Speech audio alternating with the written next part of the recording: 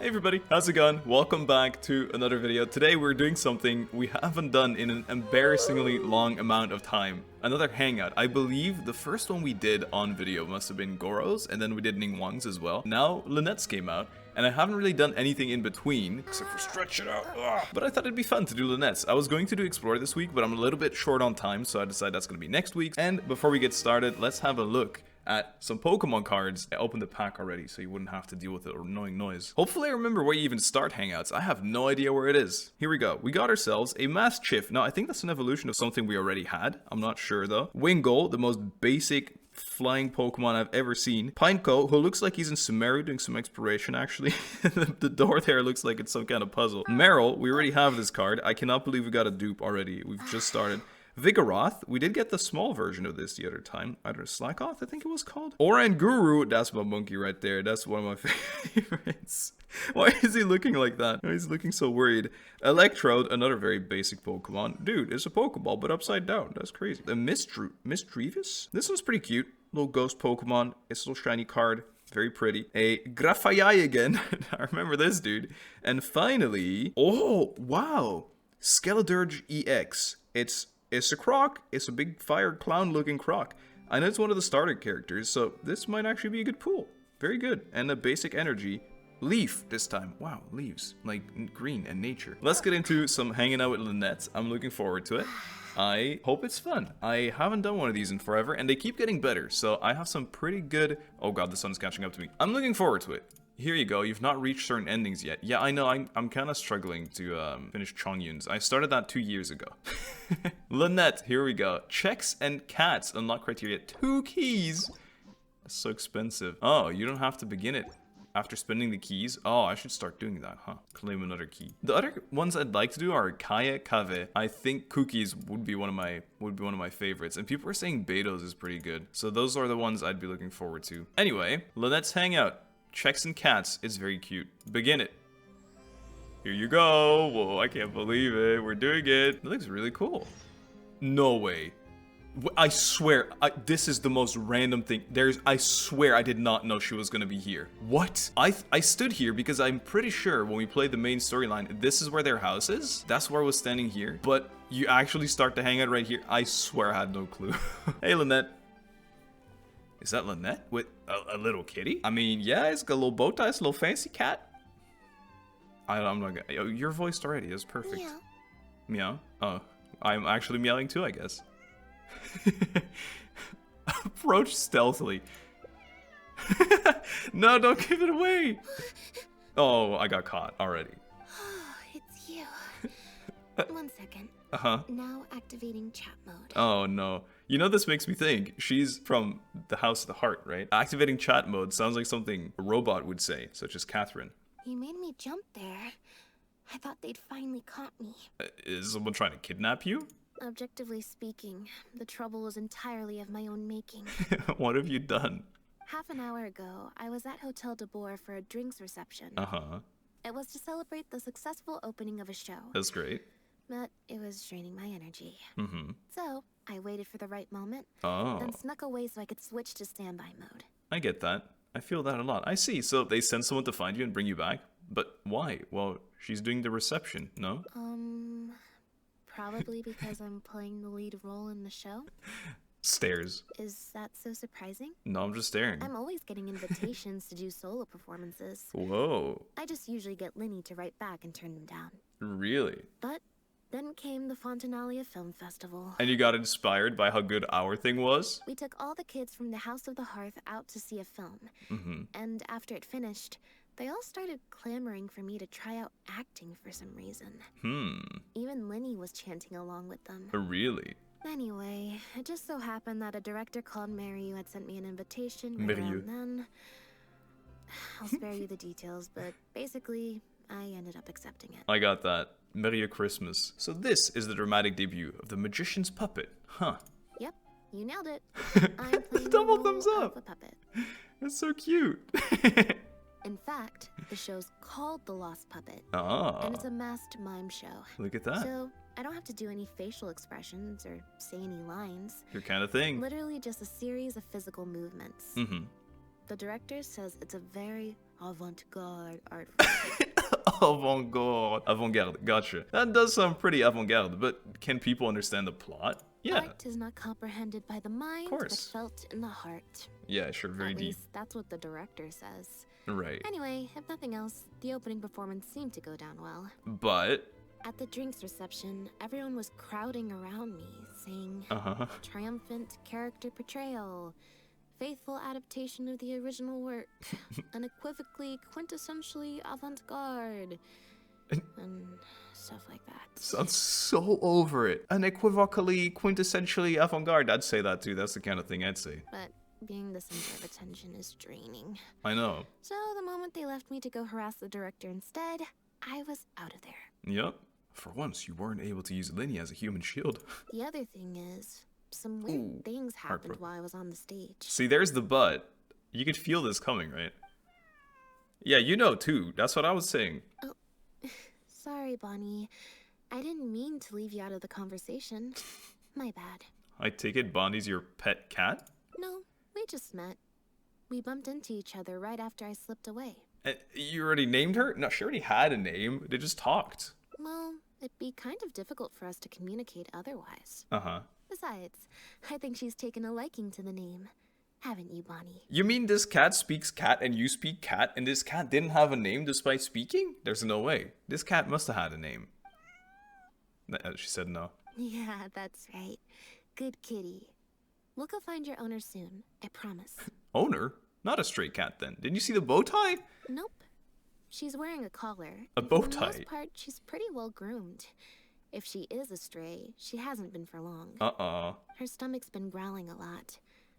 I guess she must have been missing for a few days now. As much as I'd love to hang out with her for a while longer, her owner's probably worried sick about her. Right. Assuming she has an owner, that is. She's gotta. But the reception... I should probably show my face there again at some point. Yep.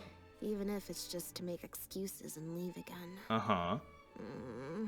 Decision time. We'll go back there last, I promise. We'll do fun things first. I know it's an ending though. Tough decision for you?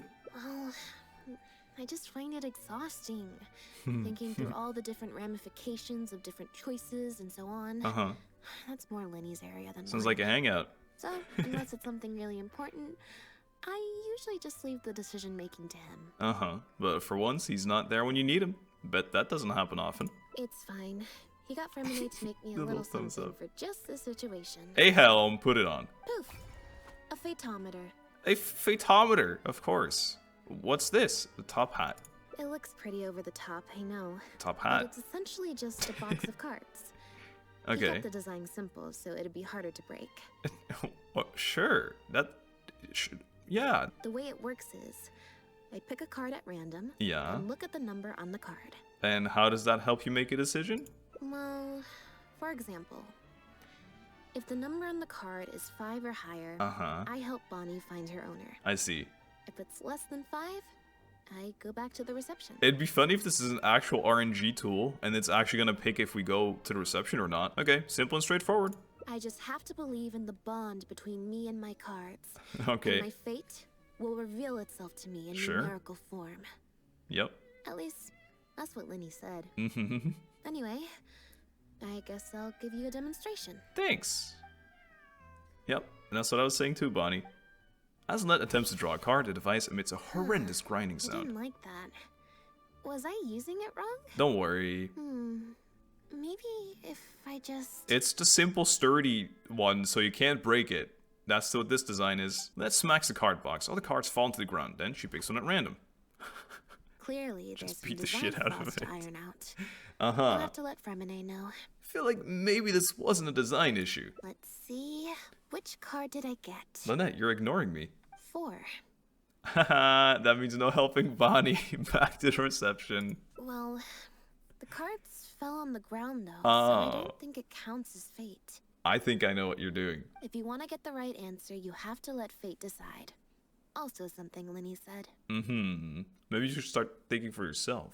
So, to put it another way, If picking a card up off the ground is how to not leave it to fate, then that means it must be the wrong answer. I think what Lyney really meant is, sometimes you have to accept the answer you didn't want.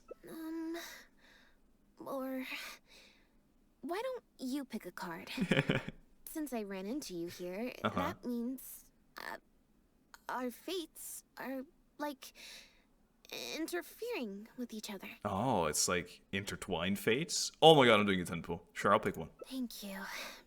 This one is final, I promise. I hope it's less than 5, because that would be fate. Here, take the fatometer. Thanks. If it's 5 or above, that means fate successfully changed. I won't change it. Anything lower than 5 is a fail. Lynette, I'm manually picking under 5. Also, if you have your own thoughts about what I should do, I do. Feel free to share it. Now that I've got a good problem solver here to help, I don't need to run every little thing by fate. Oh wow, you're so you're so back and forth. Oh, how about you do neither? Oh, that's cute. We're keeping that for last. I think you should head back to the drinks reception. I was gonna say helping Bonnie first, but the fatometer looks kind of fun.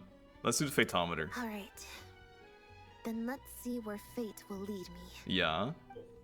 Oh, the random checks triggered by the fatometer often serve as indicators for destiny's course or the success or failure of an action. Press to draw a card and get a random number between 1 and 20. If the number displayed is greater or equal than the check difficulty, you will pass this check. Otherwise, you will fail it. Why did it tell me this twice? Yeah, dude, sure. Adequate preparation and friendly aid can sometimes affect the result of these checks. Interesting. Your current check bonus will be added to randomly drawn number, make it easier to pass checks. It's like the role-playing thing, fatometer. I'm not sure. Let's leave this to fate. Number 2. Yes. Yes. Back to the drinks reception. I told you. I have to ask about this deck of cards. There's 20 cards in total, numbered 1 to 20. Makes sense. So there's only a 1 in 5 chance of drawing less than a 5. Well, that's perfect then. See, that was my goal. I should also mention, this time the cutoff was 5, but I just set that to wherever I feel like. I know. I was pretty aware that you didn't want to go. If you didn't want to, you could have just... Nope. I said it was your decision. I'm not gonna waste any more energy dragging my feet. Good job. Besides, the drinks reception is technically part of the job as an official publicity event. So, if I bail on it... You'll feel guilty? You mean you won't get any pay? I might get sued for breach of contract, and that would be a huge pain in the butt. You can say that. One other thing. Do you want to come with me? Yeah. If you're free, I mean. Sure, then you'll have at least one friend there. Thanks. Okay. Are we being brought there? I actually got the fatometer place. If I get... Oh, wait. 9. Damn it. I was going to say over 10 anyway, so it's good. If I get 12, the next draw, I'm doing a 10 pool. 0-1. Oh, that's perfect. I didn't want it. Enter Hotel de Bord. I'm going. This is a pretty place. She didn't really go that far. We're right here. It was 20 meters. Hello? I'm friends with the main actress. Where did you disappear to? Oh, God. Leone and I have been looking everywhere for you. Leone? Wait, where did you get the cat? At the cat shop. Where else? I found her outside. Do either of you happen to recognize her? No. I don't think so. Could belong to one of the guests, I suppose. Why are these two the exact same person? Fair enough. It was a long shot. Yeah, that was pretty ballsy. So sorry we couldn't help you, Lynette. You sound like you would be a different person. Don't worry. We'll ask around for you. Leone's probably just being forgetful. Whoa. Maybe you could leave her with us. We'll take her to the reception desk and Is this see if they Nahida? know anything. And if not, we'll just keep looking. Is this Nahida taking the shape of someone else or something? Sure. I would help, but I'm a little preoccupied. Sorry to dump this on you. Sorry, girlies, but we let fate decide and we got a 3. It's no trouble at all. We're happy to help however we can. Oh, that's sweet. Also, if it's no trouble, I mean, could we maybe get an autograph? And maybe a photo too? Oof. Yep. Leone, you can't spring that on her now. Not while she's working. At least wait until the event's finished. Yeah, book her for right as soon as it's done. One last thing, Lynette. Director Mary is looking for you. We'll take the cat to the front desk now. See you later. Bye. You're so popular. I'm not usually required at these kinds of events. So I don't even have an event mode. Alright, guess I'd better go see the director. Lynette, you should make an event mode. Just put a little smile. Spectacular choreography. Confronting. A masterpiece of mise en scène. And the Mise en scène. performance, oh my, groundbreaking, dripping with je ne sais quoi. My congratulations on another magnificent show, sir. Nah, he did not go mise en scène. Je ne sais quoi. You can pronounce this mise en scène and je ne sais quoi. Congratulations on another magnificent. Thanks. Yes, I for one Amaury. was particularly there was a gal. captivated This by was the my clearly bus allegorical mate. narrative undertones. The lost puppet shines a Say something spotlight on French. the impact of technological advances in our modern society. It's so true. Particularly as they relate to changing modes of emotional expression. Yeah. And the challenge of mutual intelligibility. Dude, that's exactly the portrayed picture there. Such a pioneering work. Yep. So far ahead of its time. We're going back in time. Tour de force of There it is. avant-garde theater. Tour de force. That was not too bad. Tour de force. Maloney. Already see the headlines of tomorrow's newspapers.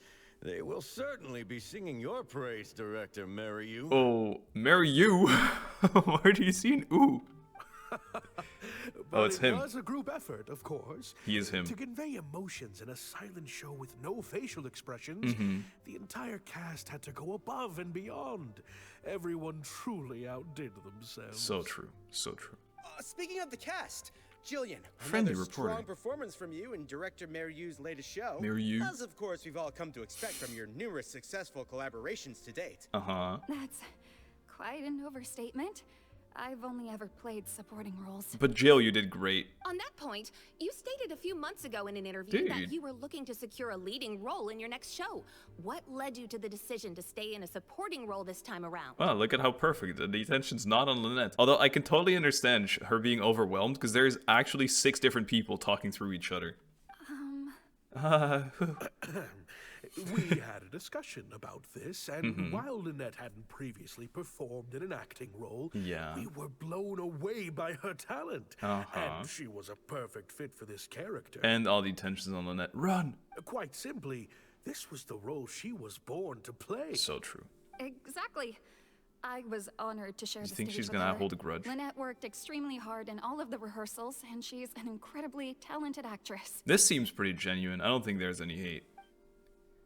Hey guys, I found a cat. Run. Oh, Lynette's back. No. Hey, Lynette, where have you been? To the cat shop. Were you in standby mode? Some reports say you switched that state to recharge after a show. Oh, this dude's aware. This guy's doing his work. Method acting, of course. Such a compelling portrayal of a mechanical puppet can only be achieved by an actor who lives and breathes their role even while off stage. Leave us alone. Those seemingly stilted movements were in fact an inspired portrayal of the character. Yes. The ostensibly bad acting, in reality, was the product of supreme acting skill. You're mean. Oh, I went outside and there was this cat there, so Yeah. I played with the cat for a bit. Nice. A cat? We've long heard that Wow. you're a kind soul as well as an incredible actress. No wonder your debut performance has garnered such popularity. We're like actually second wheeling so hard. This show looks on track to break box office records for avant-garde theater. No way. Lynette, any words for the fans? Long live the fans. I love fans. Not really, no. Lynette. I believe Lynette is trying to say that the act of performance itself Yup. is the actor's true means of connecting with their fans. Definitely. This guy's not projecting. Oh, I see.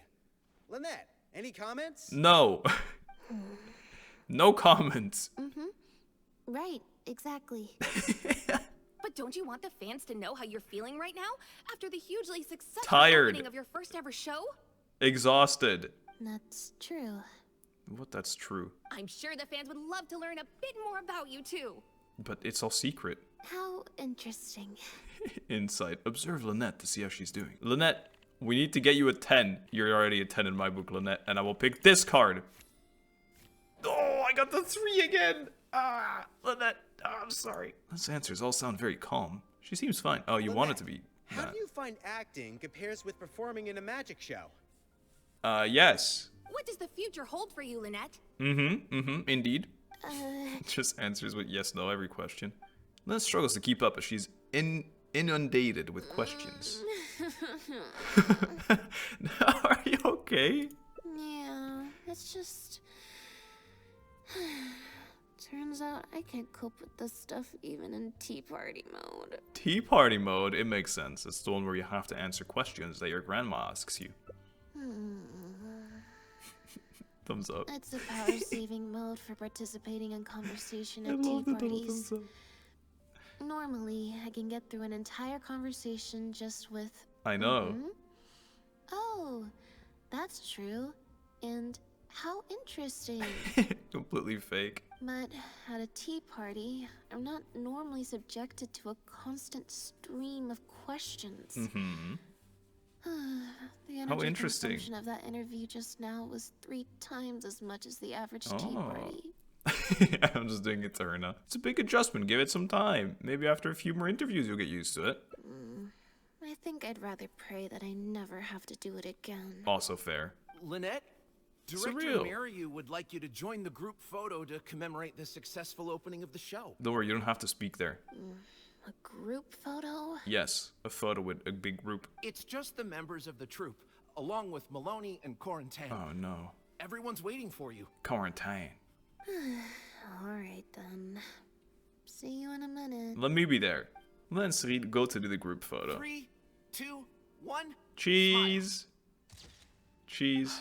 My thanks to each and every one of you here for your help in making The Lost Puppet a success. No problem, dude. The group photo is already being printed as I speak. No way. You can collect your copy from the first floor after the drinks reception concludes. Crazy. May it serve as a reminder of this fabulous performance every time you see it. Lynette does not want it. Marry you! Marry you. Get over here. Let's have another drink. There's a few things I need you to glance over for me. Wait, that means the reception still isn't over? This is such like a teenager at a boomer party vibe. It's like, wait, they're still drinking and talking. Can we go home? I thought the group photo was the final hurdle. Nope. Well, at least there's no more people hounding me with questions. I just need to find somewhere to switch to standby mode, and the time will fly by. I hope. It won't. But I'm here. We could play like Uno, maybe? Wanna play Uno? Oh. Go to second floor to pass the time. I can't really interact with anything, can I? I haven't really done a hangout in forever, so I don't know what you're supposed to do in these. Maybe there isn't anything you can do. Sanguinetti. Hello, Sanguinetti. Il flottante. I'll get an il flottante for her. Perfect, thanks, dude. I don't think you can interact with anybody. These are all the people. They don't even have little voice lines or pop-ups or anything. Oh wait, we've really now. Hotel de Bour's il flottante is as wonderfully sweet. Hello? What are the odds? I just bought one. Furina, you managed to get an invite to the drinks reception too? She was the stage set-upper. Traveler? Lynette? Oh, wait, hold on. What do you mean, managed to get an invite? Well, I'm an expert in the dramatic arts. Of course I was invited. I don't know about that, Chief. Naturally, people wanted to hear my comments on the emerging art form that is the masked mime show. Of course. So then, what did you think? Remarkable. And a very worthwhile artistic endeavor. Exploring a character with no lines or facial expressions who can only communicate how they feel through their movement. And it was a success. Your performance was beyond anything I could have imagined, Lynette. Clearly, this was a very suitable role for you indeed. Yes. Passive checks are a special type of check that need not be actively triggered, but instead will automatically trigger at specific times. If you to pass, you can find some hidden information, such as irregularities in a person's attitude or a certain incongruous detail. Really? Perception check success. You seem to hear a sound. If you listen closely, you can hear some small noise coming from the back corner. You hear it too?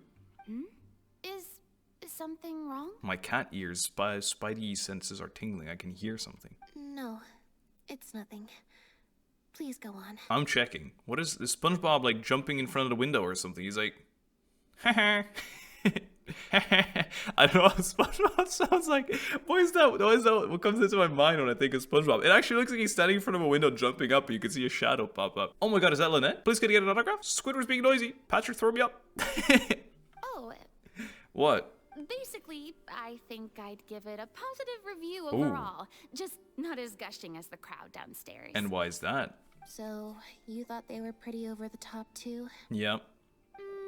In fairness, it's normal to bring along some vocal supporters for publicity when a new show opens. But still, this was something else. Alright. Then again, I'm no specialist in avant-garde theater. Avant-garde. Maybe I'm just not well acquainted with their review criteria. Why does it sound every time someone tries to like sound French, they just speak like they have a mouthful? Oh my god, like you can just keep your mouth in normal position and say avant-garde. Maybe it's because I came to the show with some preconceived expectations. I did happen to see the original draft of Marryou's script a while back. What original draft? There was an original draft, Lynette. Oh? He didn't show it to you? It must have been a few months ago. He came to me to get some advice from an experienced performer's perspective. Humble flex. And then asked if I could write a few reviews of his new play. And you did? I had a lot on my plate. You didn't? So I had to turn him down. I only skimmed a few sections, but they seemed quite different from the final version. Right. I can't say I remember the plot, but... But? I don't know. The protagonist just seemed more complex, I guess. Especially in the last two scenes. Still a mechanical puppet on the outside, of course, but she seemed to have more emotional depth on the inside. Oh. Ooh, that's low-key a little bit of flame. Emotional depth? Yeah, like, not modes. Oh, I'm just thinking aloud here. Don't take it to heart.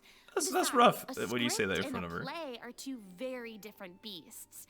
There are so many fine details to consider when turning a story into a stage production. More than most people could imagine. I don't know, Furina. Especially with a novel art form like a masked mime show. I'm sure Marryu had his reasons for the changes he made. Marryu. They discussed it with someone, Lynette. Change of topic. I want to go see who's walking there. You've escaped the crowds to seek refuge on the second floor. Fame can be overwhelming at first, can't it? Another humble brag. Perhaps you'd benefit from hearing about the experiences of a veteran celebrity such as myself. No thanks, I'm good. Pretty sure That's this so will be good. my first and last time in this situation. I like Lynette. Do a double thumbs up, please. Hey, at least let me finish. I have top tips on dealing with belligerent reporters. Okay, that's not bad Slipping though. away to hunt down snacks during the intermission. Okay, you know what? This actually sounds kind of cute now that she says it like this. See? Tell me everything. Yes, the double thumbs up. First, take a seat, mon ami. Not bad. Let's partake of Hotel de Boer's fine desserts as we talk, lest they go to waste. Mon ami means my friend, just in case you didn't know. The three of you enjoy some delectable treats as the reception comes to That was very educational. Yes, I heard all of it. Educational is the word I'd use. They didn't mention acting once in the whole conversation. I expect most of the people downstairs have left by now. All drunk. Time to grab my On copy the of the floor. group photo and get home. Oh, you do want it though. Okay, that's sweet. Probably gonna see it then. Furina, are you still here? Furina! Hey. Who was eavesdropping? Random Arataki Ito moments. I'm still looking around. I want to see. I want to make sure. Oh my god, they're actually all here. People seem to be discussing the content of tomorrow's newspaper. Best not get too close. These are the... Dude. But they're the people.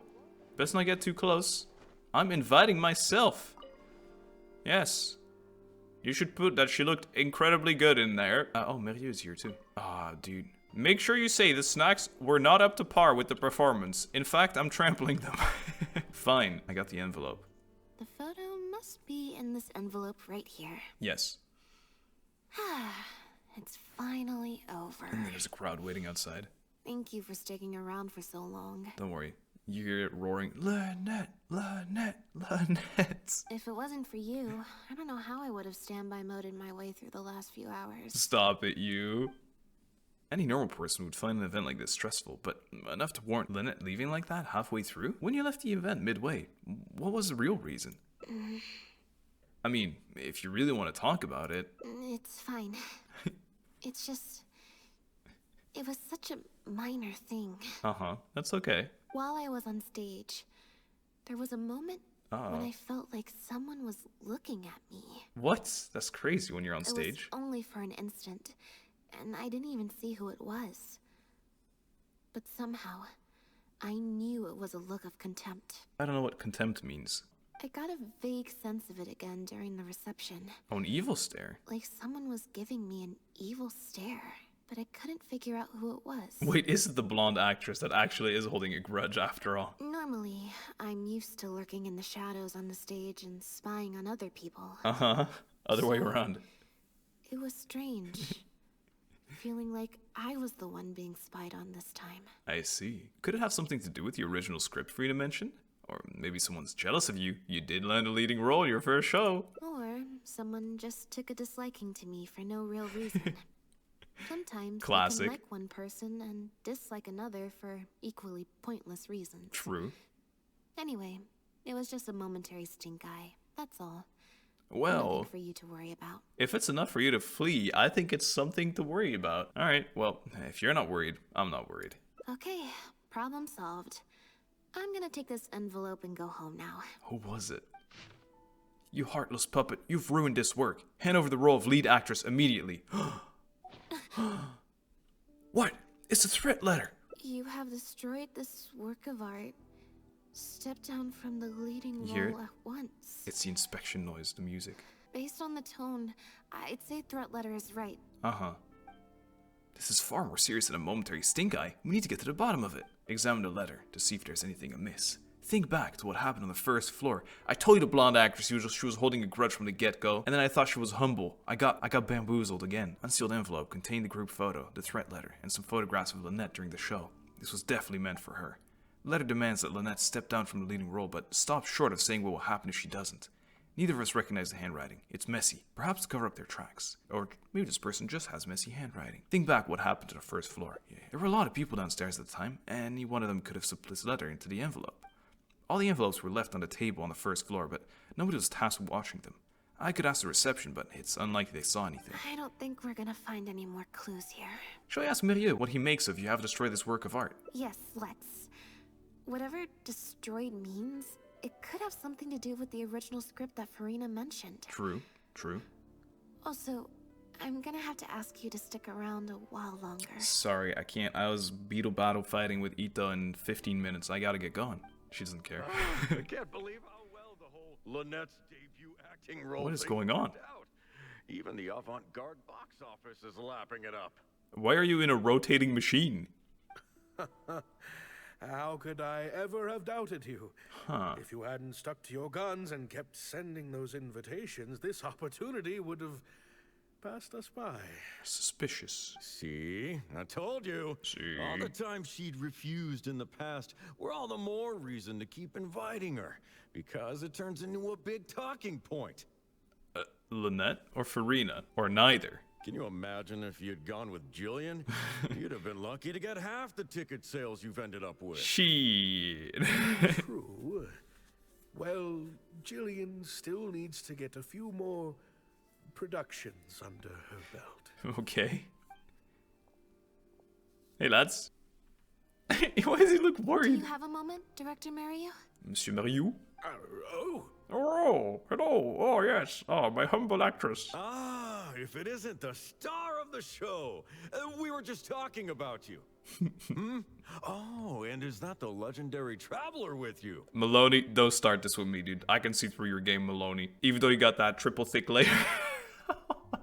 I'm sorry. Yeah, it's me. I'm guessing Honorary you're here Knight to of discuss Mondstadt, the show at as your the service. director?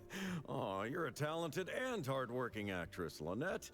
It's no wonder you're getting such rave reviews. Nah, you're just putting money in to get even more money out. Insight check success. The gentleman seems a bit unnatural. Despite his effusive words, the look in his eyes suggests he's not quite so delighted with Lynette's newfound stardom. I'll leave you artists to discuss your work in peace. Mérieux, make sure you give your star performer and her friend your full attention. I'll chop this guy in the nose. I certainly will.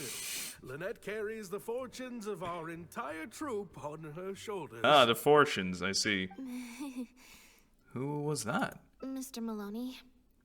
An investor. There you go. Told you. I think. Put money in. I've never asked him. To get more money out. So, what can I do for the two of you? I'm afraid I'll have to dash soon as I'm meeting some friends from the newspaper. Otherwise, I'd love to stay longer. We won't take up too much of your time, Mary. You. We heard that the original script for The Lost Puppet was quite different from the final show. Yeah. I'm kind of curious to know what the protagonist was like in that version. Sure. Oh, well, this is a surprise. I didn't think you'd be interested in that sort of thing. What do you mean? She's the lead actress. If she wasn't, that'd be weird. It's not uncommon for scripts to undergo major changes as they're being brought to the stage. But I'm afraid there's not much to tell you in this case. Sus. The protagonist has stayed the same from the beginning to end. Yeah, right. A mechanical puppet with a bumbling body but a sensitive soul. What does bumbling mean? A stranger in time who doesn't belong.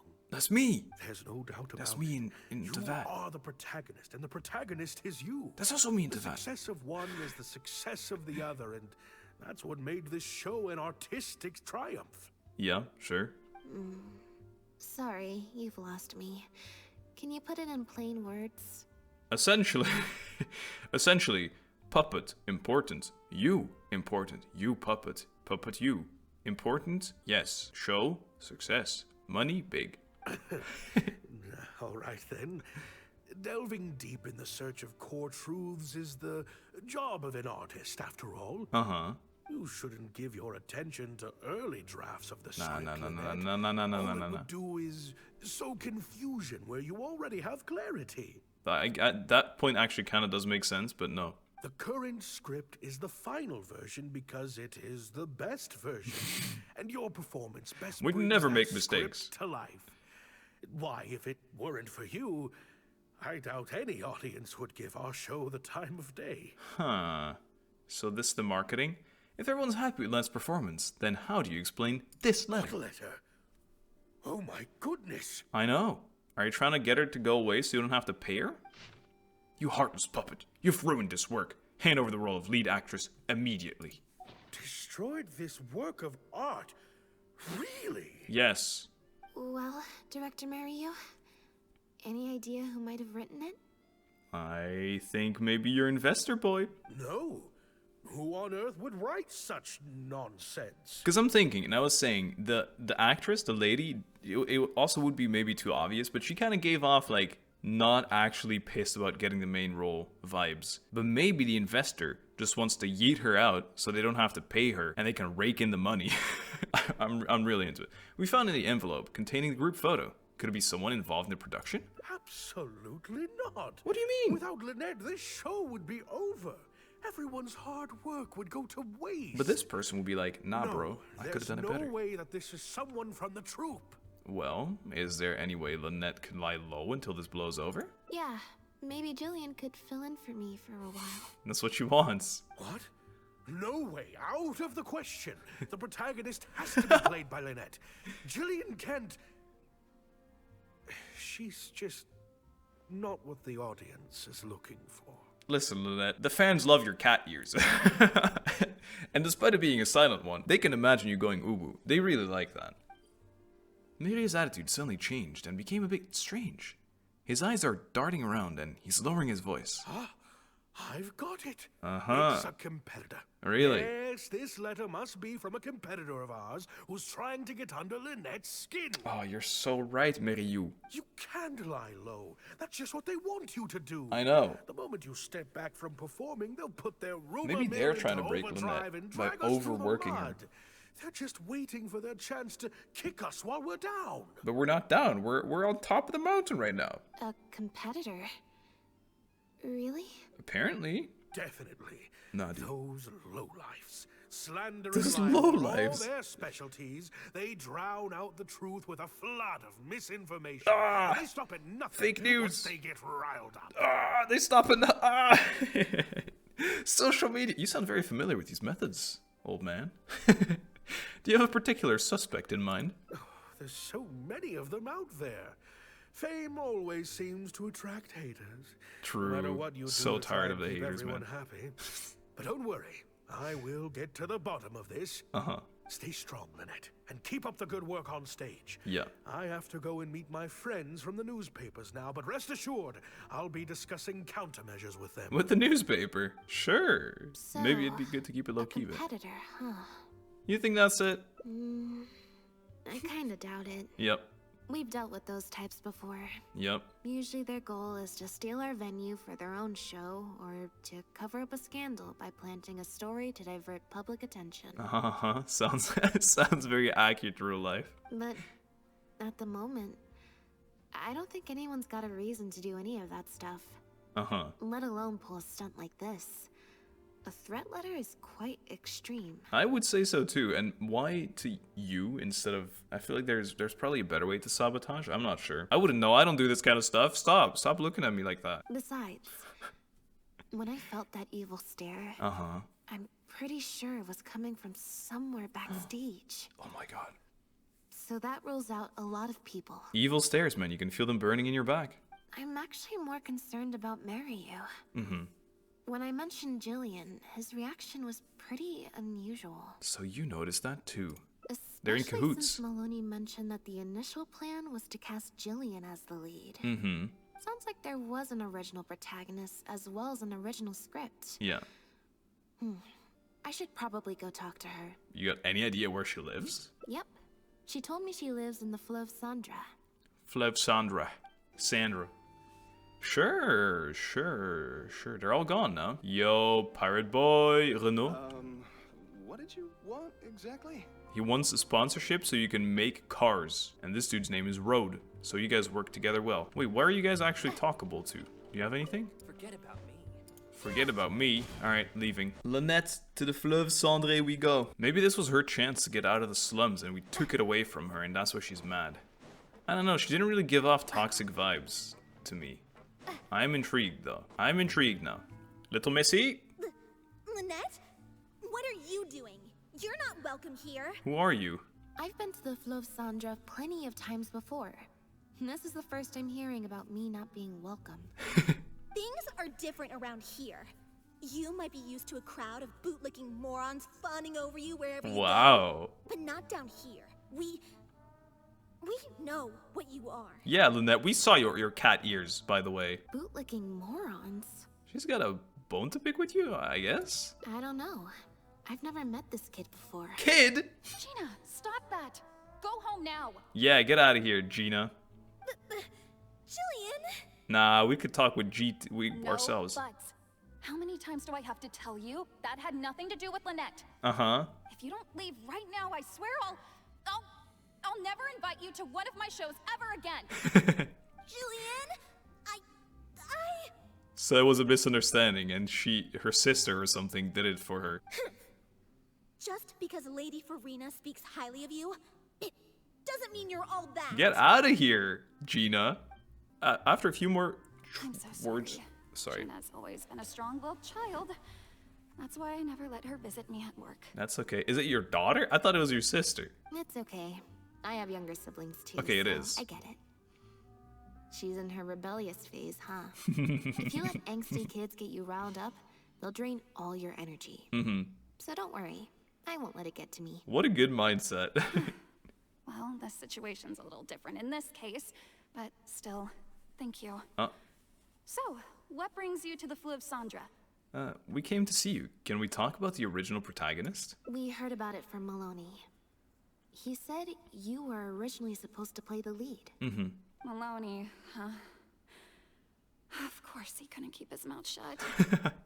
See, I don't think she's bad. I'm sorry. I never mentioned it because Director RednasYo was very clear that I mustn't let any of it affect you.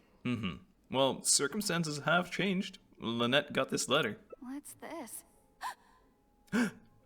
Gasp. You heartless puppet! I'm reading it 6 times. Heartless puppet, you've ruined this work! Hand over the role of lead actress immediately.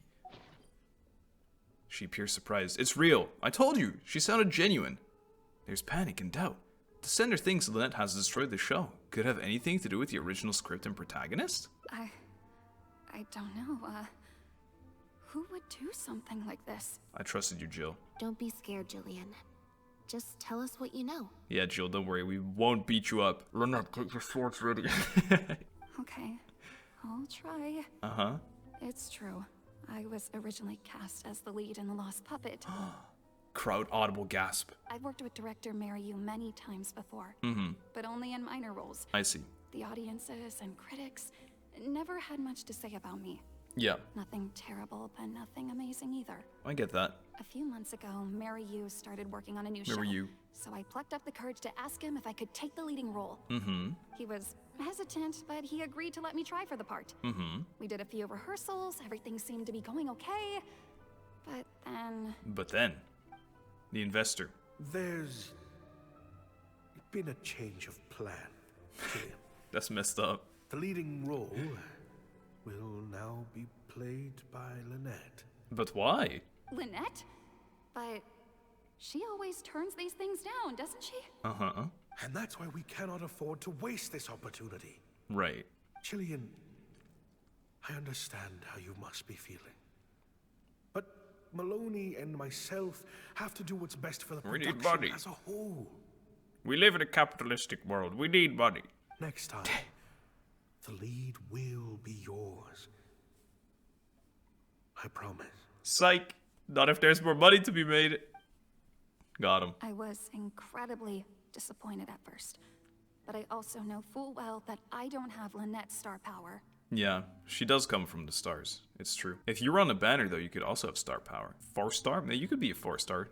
What kind of? You'd be a catalyst, maybe. Without Lynette, how could we ever convince people to pay money to go and see a masked mime show? Yeah, fair. And if the show was a flop with me in the leading role, how would I answer to the director and the rest of the cast? Well, it's not your fault. Then, I got to meet you on stage and found that you're really down to earth, in a way that not many celebrities are. You were kind to everyone, and your performance wasn't bad. Uh-huh. Whatever disappointment I had left at that point, I certainly wasn't about to take it out on you. Nah. By wasn't bad, you mean it wasn't great either. Yep. So, I'm guessing Yu changed the script to simplify the protagonist. Uh-huh. Make her a dumbed-down version of the mechanical puppet that I could actually play. Don't be so down on yourself. He did make some changes to the script, yes. I like her honesty. How do we get our hands on the original draft? Who currently has it? Jaik, one of the other actors. Jaik. He likes to collect Dr. Yu's old drafts because he hopes to be a director himself one day. I see. He also lives nearby. I can arrange for you to meet him at the tavern. The underground tavern? Yeah, deal. Makes sense. I always see him talking to Yu. Mm-hmm. Alright, see you at the tavern then. Bye.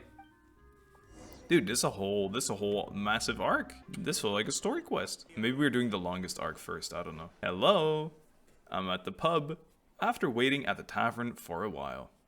Sorry to keep you waiting. It's okay, Jill. Jillian brought me up to speed on the situation. Yo, I'm here Jaik. to help however I can. Uh-huh. Here, this is the script you're after. It's very rough. Looks like he was constantly editing it. It's practically unreadable. That's always the way with pen and paper drafts. So true. He Even used a the final laptop. script is full of last-minute changes by the director. Uh-huh. There should be a cleaner copy of the original script in here somewhere. Mm-hmm.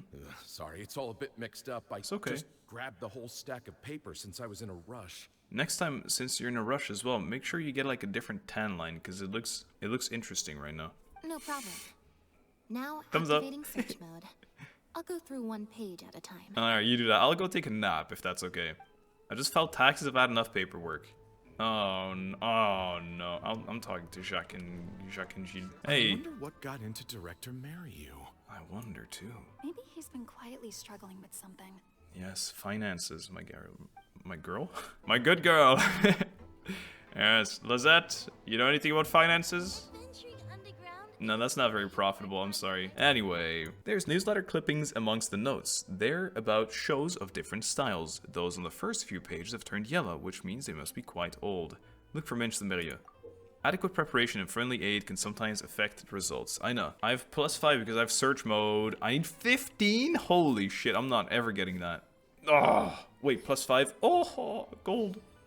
Check success. Easy, dude. Maria's name does appear in some earlier clippings, but mostly in articles, bemoaning a series of lukewarm receptions for an experimental art form, and empty seats at avant-garde play despite critical acclaim. In more recent years, there are many reports praising Lyney as a forward-thinking director, one of the greats of his era. Money! The articles are written by a variety of authors from an eclectic range of fields. Confronting and Lyney are the most prolific authors. Yeah, that sounds like someone's putting some money in for this dude. Let's see what differences are between the current version of The Lost Puppet and the original script. Read carefully. I have search mode still, 12 only. Pff, easy. Not even close, not even close. We would miss out on some spicy lore snippets if we get unlucky RNG here, that's bad. Act 4 seems to be a solo performance by the protagonist, and the set is just some decrepit ruins. There's a note saying, this will focus the audience's attention on the solo performer. And that never happened, did it? Official script for the puppet and dancing puppet's protagonist is rejected by humanity and then begins searching for the meaning of life. 12 again? First one. Easy. Yeah, easy. Dude, 23. That's never been higher. Never has someone drawn this high of a card in this hangout. In Act 4, the protagonist loses the ability to dance due to wear and tear in her circuitry. There's also a note saying, some cursory movements to get the point across will suffice. The audience focus will be on the fancy set and the extras. Oof, that's the new one. That's rough. Lyney's original script is littered with amendments. It's practically illegible. Alright. A 12? Option number 3, please. Yeah, don't worry about it. Don't worry about it. Give me that 22. Come here. The reason it's so hard to read is that it's been edited with correction fluid multiple times. It's like this thick. There's just, you know that why? I think that's what this correction fluid is called anyway. When you just put layers and layers on top of it and it just becomes mad thick. I'd estimate that each line was rewritten at least 3 times. Looks like Lyney wasn't happy with his edits. He had to edit it 6 times because he passed it through the investors, and they were like, nah, this ain't it. These scripts seem to be Lyney's older works. Some photographs of the live performances are attached. Skim through. 15! Ah, we really want the photo as well. One before last. No, guys, we're missing the photos. Ah, dude. Here's your show fancy venues and polished sets, but the earlier photos show much humbler venues. I don't see anything else noteworthy.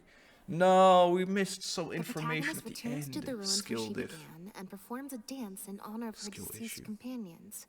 She dances until her joints have rusted stiff and mechanical parts are falling from her body. Yes. Yep. That's not something a novice could hope to pull off after just a few months of rehearsals. So true. The basic plot is the same. She loses the ability to dance due to wear and tear in her circuitry, but there's much more emotion behind the scene. The memory of her former companions, going to peace with her life. The simple set and solo performances means the lead actress has to carry the whole scene herself. It's a much more demanding role than in the final script. Frankly, I think that the original script is much better. And the original lead is the best fit. I agree. We can do it though with Furina. Jillian, shall I go tell Maryu to put you back in the leading role? But he'll get decapitated if he does that. What? Are you serious? Yes. But the next show is at the Opera Epiclese. At the what? It's such a huge opportunity. It is. But not such a rare one for me, though, right? Wow. Sort of weirdly humble. That's different. This isn't you as part of a magic duo. It's a chance to star as the main character in a show. You'll reach whole new heights of fame. Which she really doesn't want. Fame in small doses has its perks, but too much and I'll get overloaded. But if you play the lead, the fame will be yours, and I get to be free. Sounds like a win-win, don't you think? Yes. It'll never work. There's no way Director Maryu or Maloney would ever agree to it. Except if we prove to the law that they threatened us. The set for Act 4 would need to change, as would all the marketing materials. And that would mean asking Maloney for a lot more Mora. More Mora. Changing actors at the last minute is just too risky. If anything went wrong, it could bankrupt the whole troupe.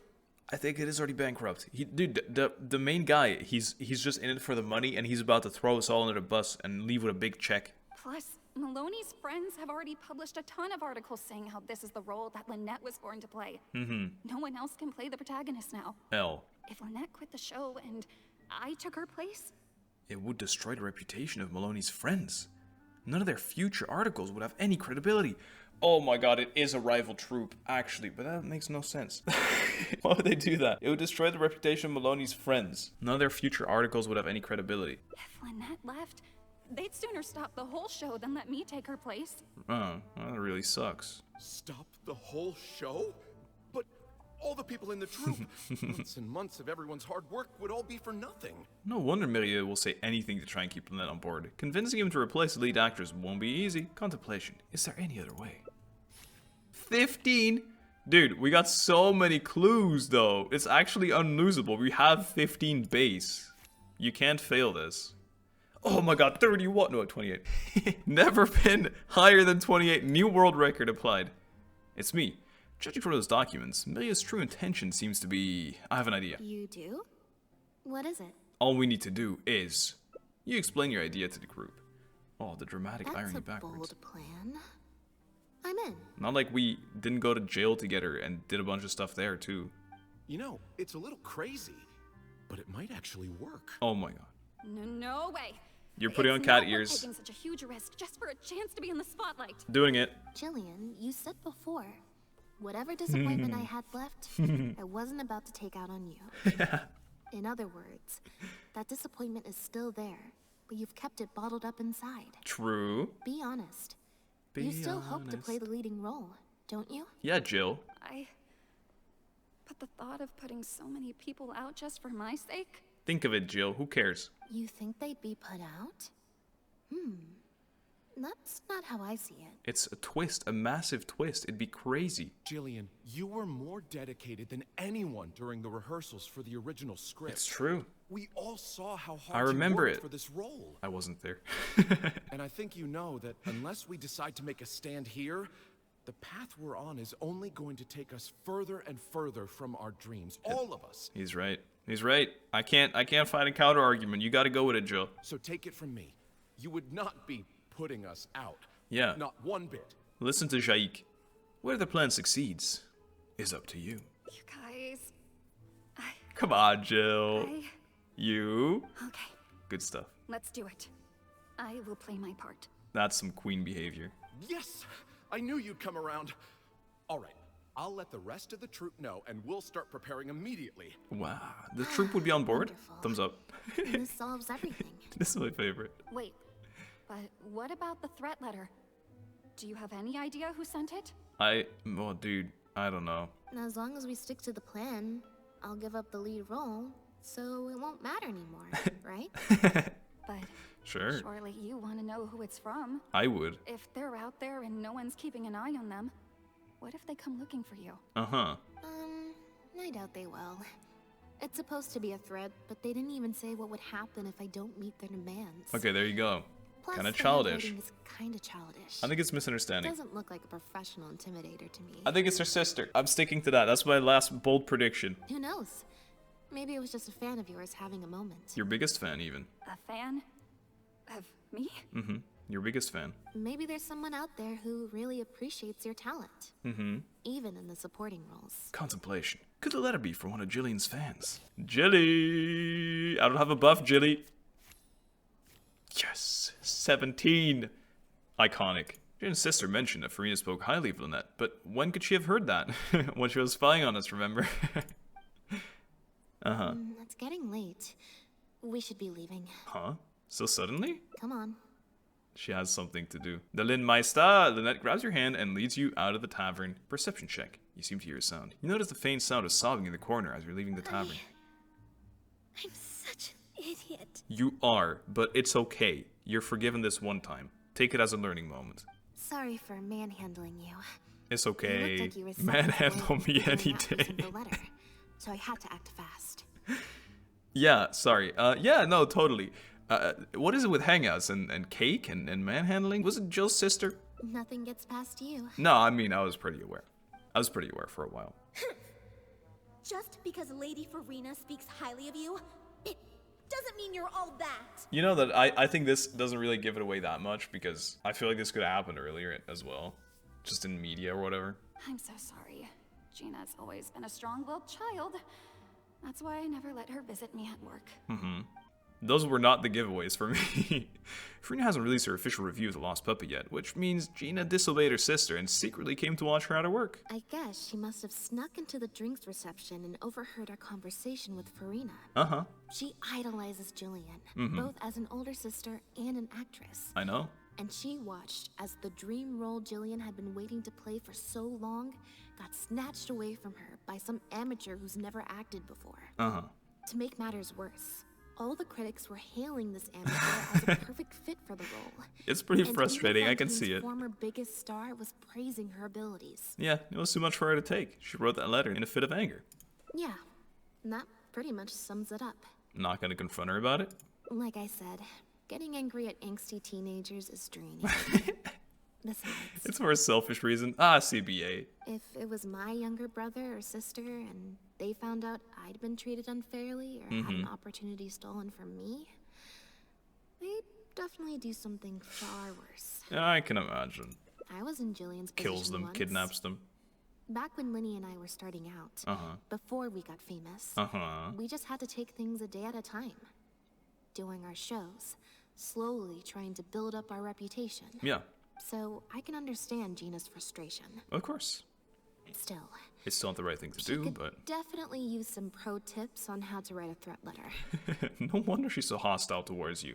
She must have been the one giving you that evil stare, right? No, the way she looks at me is... You're joking. Frustrated, but not malicious.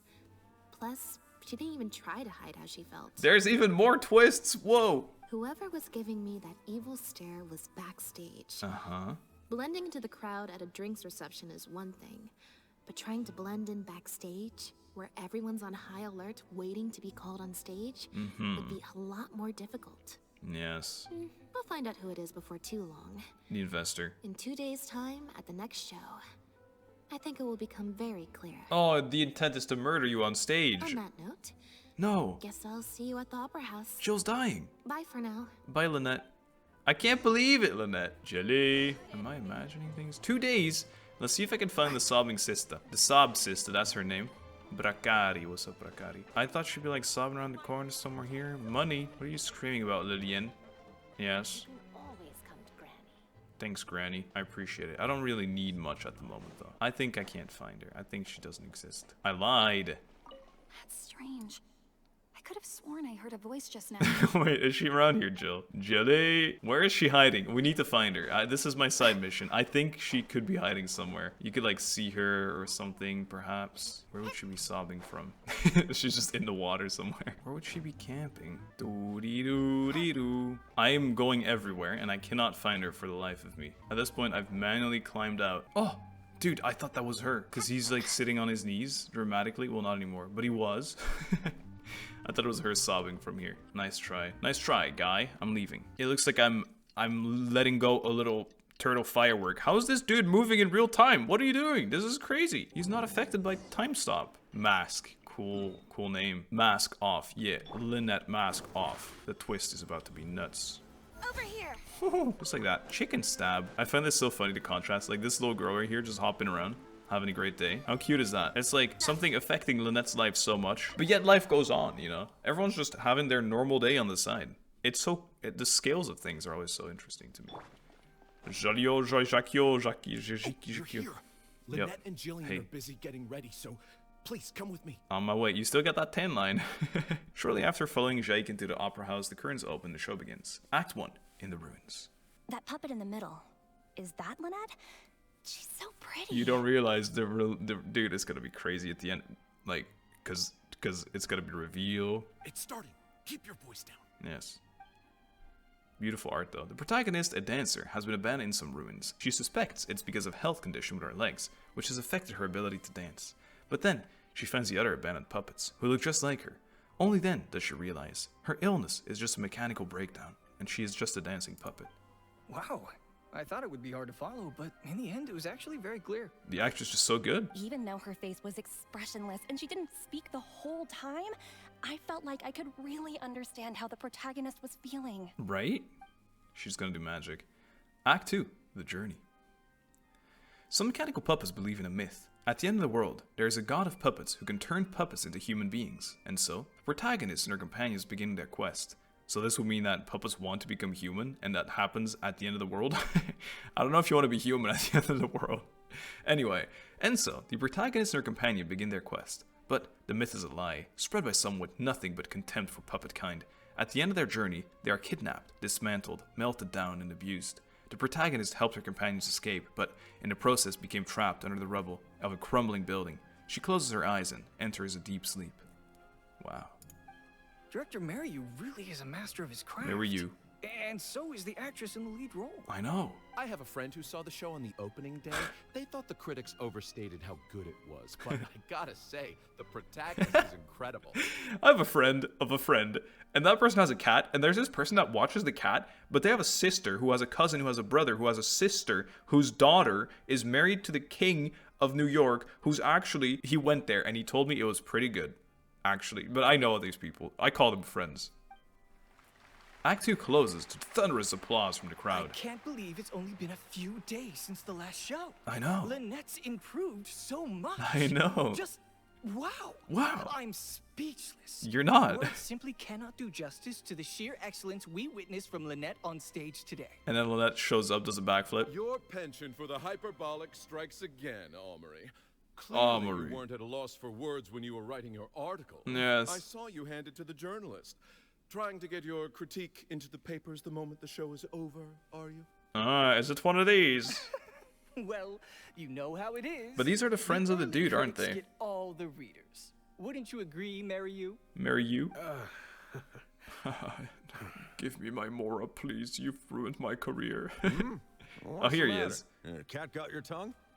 The first half was a huge success. Even I could tell the acting was top tier. Yeah. My apologies, he Mr. knows. Maloney. Please, he knows. Excuse me for a second. I need to have a little talk with my actors. Maryu knows. Oh, very well.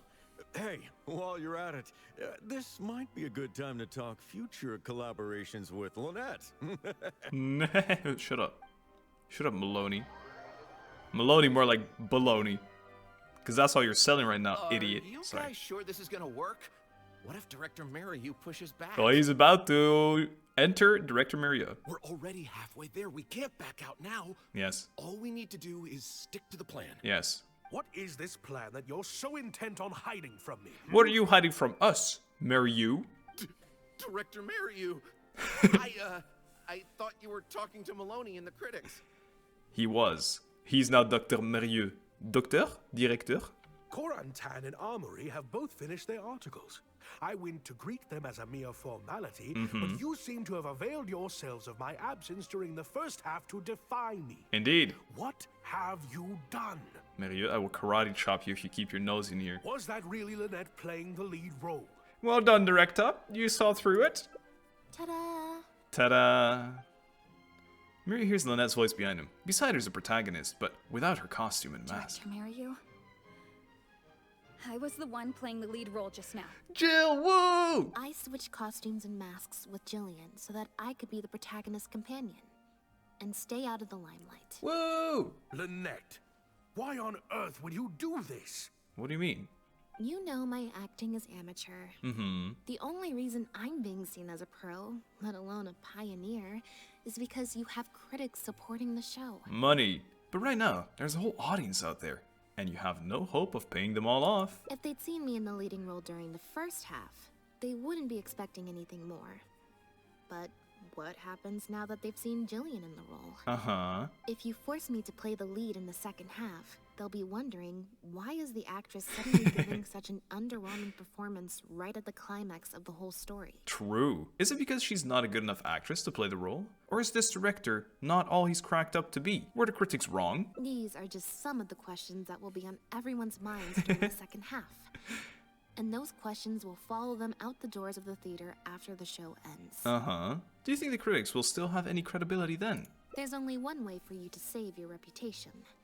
And that's to keep Jillian as the lead all the way to the end. Absolutely not. I'd sooner announce that we're having technical difficulties. What? I don't understand why, show. though.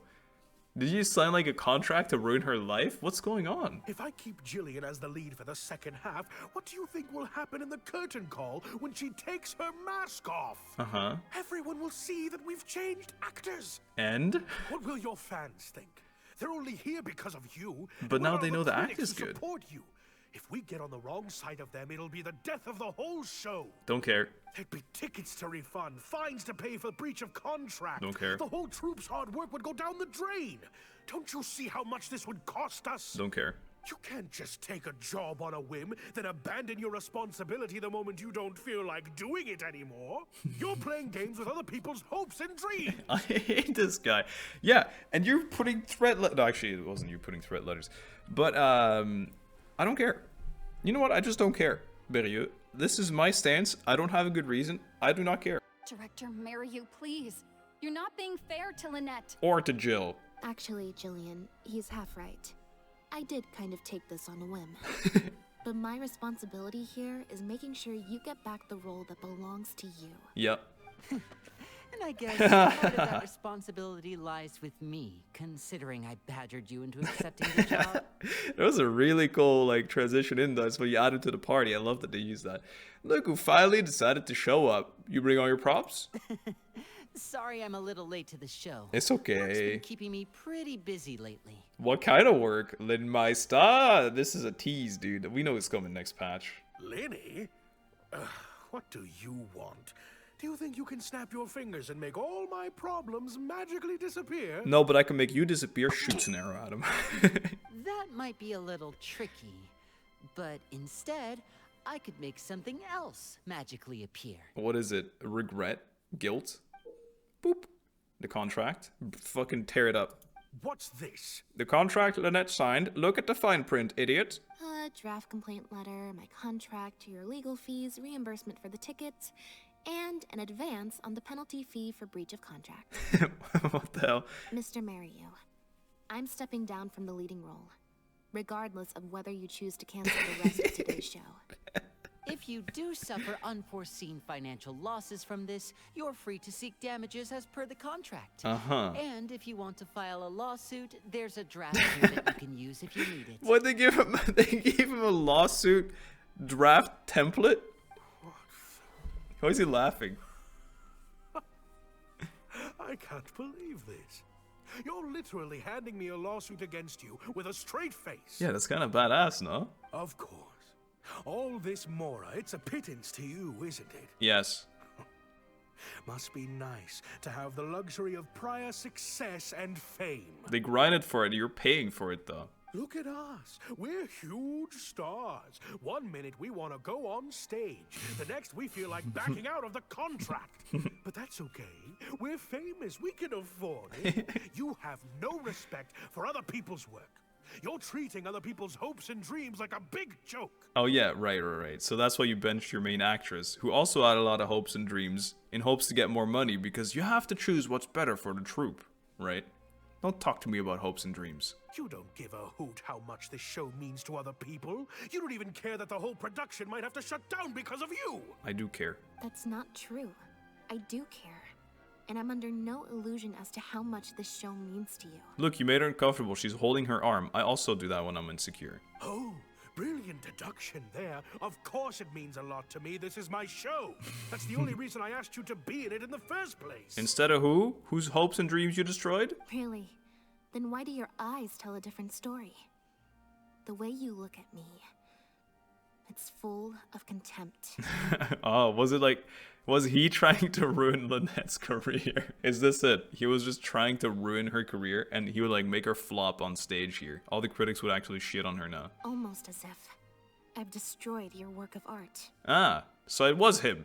He's the one who was looking at Lynette with contempt. What? I would never think that. Give me the D20. I can see it on his face. A couple days ago, I asked some associates to do some digging for me. I was interested to know who else you invited to play the lead apart from Lynette. No one. Surprise, surprise. Turns out that all the other famous actresses you asked either had prior commitments or weren't a good fit for the role. They all turned you down. And I would have turned you down too, if not for an unlikely set of coincidences. Coincidence? You didn't send those invitations because you were looking for a better actress than Jillian, but because your investor wanted a big name in your show, right? Director Merrieux. It was clear as day that Jillian is an outstanding actress, but fame was the key factor. And that was the one thing she didn't have. To get Maloney on your side, you chose to make Jillian the understudy, and then look for an opportunity for her to take the lead. But then, Lynette actually accepted your invitation, and her acting debut was sure to attract attention. I bet you were torn at first, weren't you? Do you stick to the tried and tested formula?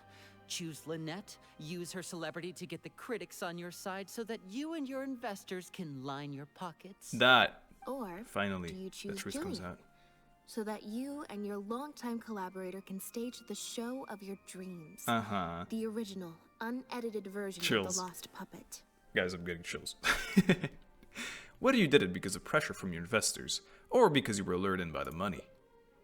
Ultimately, you betrayed yourself by choosing Lynette. Oh, I didn't. Yes. I didn't betray myself. Yes, you did.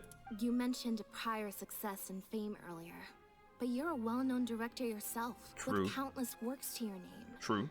Wouldn't that make you successful too? But now you're a big flop, loser.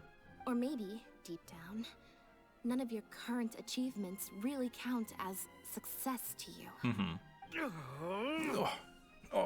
Right now, you have an opportunity to send Jillian onto that stage and perform the second half as you always imagined it, faithful to your original script. Yeah, you got the fame already. The controversy will only make it bigger, trust.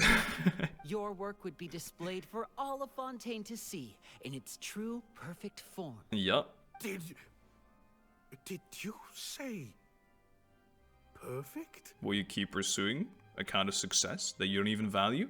At the cost of your own artistic integrity? Or will you act now before Maloney and the critics it's can like we learned our lines. And make your dream come true on the stage? We're working in tandem. And Jillian's dream.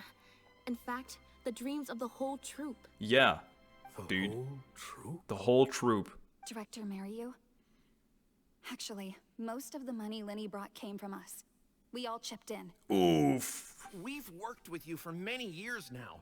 Your troupe has been here for you all the way from the empty theaters Mika where we Schmidt's first cousin. performed to the Opera House today.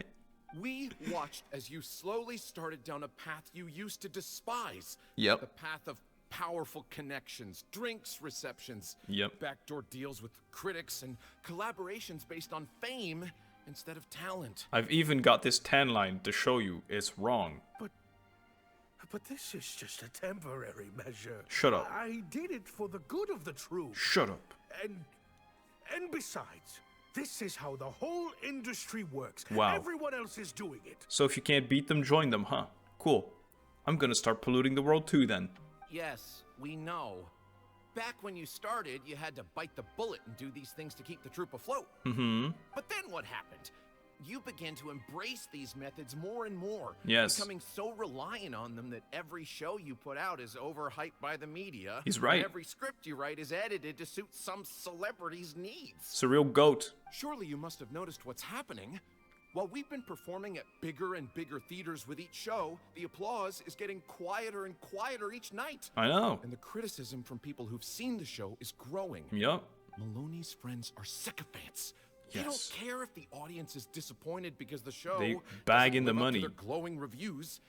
They praise the things they like and skirt around the things they don't. Look, I know everyone's using the same promotional tactics, but does that really make it okay? Absolutely not, Jill. There you go. Well, it's just a stopgap solution. As soon as I've made enough Mora, I'll stop. When is enough? Things will be different next time. I promise. How much is enough, Maryu? Next time, huh? Yeah. Next time, you won't use your connections. Next time, you won't pay off the critics. Next time, you'll let Jillian play the lead. And he's like, please stop, stop. Unfortunately, it doesn't work like that. If you make some money once, you'll want to do it again. Exactly. Then again. Slowly but surely, you turn your back on your dreams. That's right. But that's the system. The system's messed up too, guys. Not gonna lie. Slap him. I won't turn my back on my dreams any longer, Director Maryu. Never again. Let's go, Jill. Me neither. Wow. Persuasion. Today's the day. It's time to live your dreams. 25. Aw, dude. Lyney's persuasion is sick, dude. Jill support, surreal. Dude, I'm gonna pick a 1 so you guys can do it solo. Holy shit. That was actually kind of close. I don't care. Too. I don't care. What? I'm not using any empathy. It's all used up, dude. Act 3, amidst the rubble. An unknown period of time elapsed before a group of mechanical puppets finally cleared the rubble, freed the protagonist, and reactivated her. They told her, "You have been buried here for thousands of years. The mechanical puppets now rule the world." It turned out that the puppets who had started the uprising were none other than the protagonist's companions, whom she had rescued all those years ago. The protagonist was now... I don't know how to pronounce it. revered? I don't know, I'm sorry. As a hero by all of puppetkind. The mechanical puppets ask the protagonist what she wishes for, but she only wishes for one thing. Huh.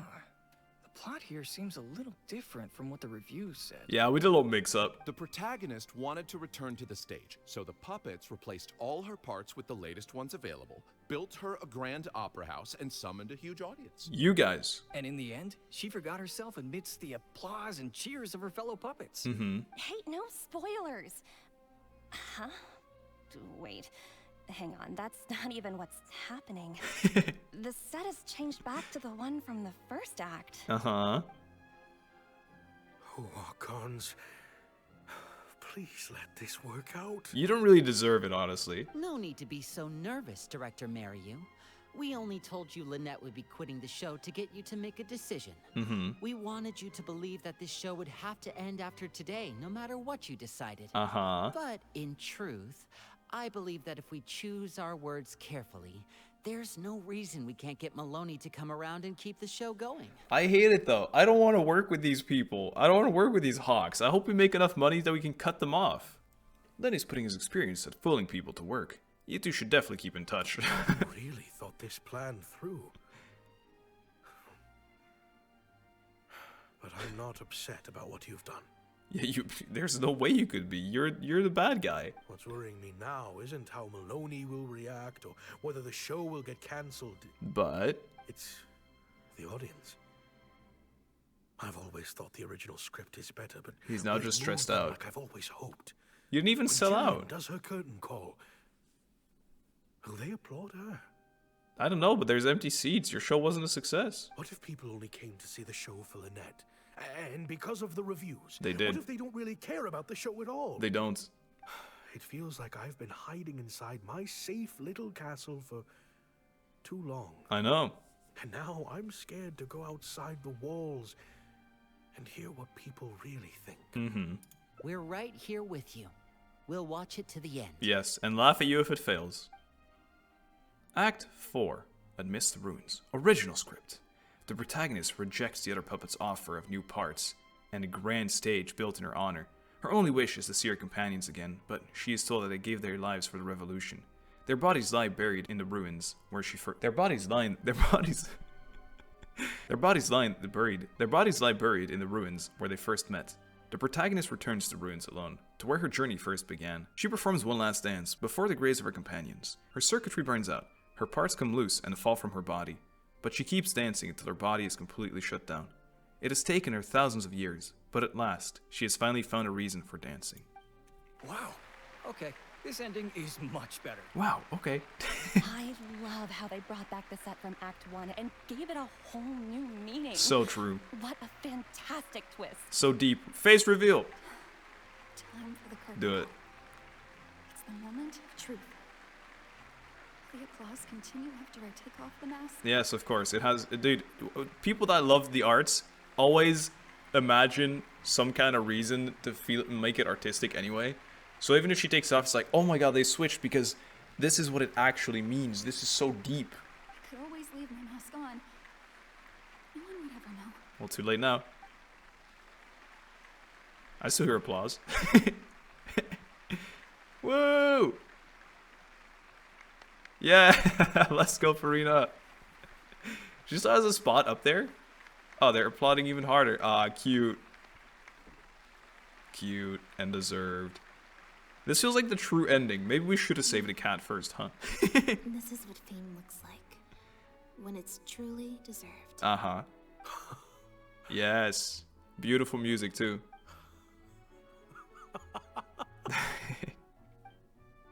Jillian, you were amazing! Yes. Cyril was tearing up when you did your final solo dance. Ah, so would I. Well, so are you. Yeah, same. Really? I was so nervous. My legs felt like they turned to jelly. It looked great as the dying robot. What looked like an actor unsteady on her feet was in fact a poignant expression of the protagonist's frailty in her last moments. Yep. Or whatever. I can't take any more of that. Move on. I just want to go take care of a cat now. Hey, Mario! What the heck was that? Why wasn't Lynette playing the lead? Karate chopped this guy. Our articles are already going to press.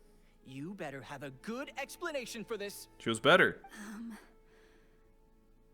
It was my... No, protector. Hey now, it was all of our...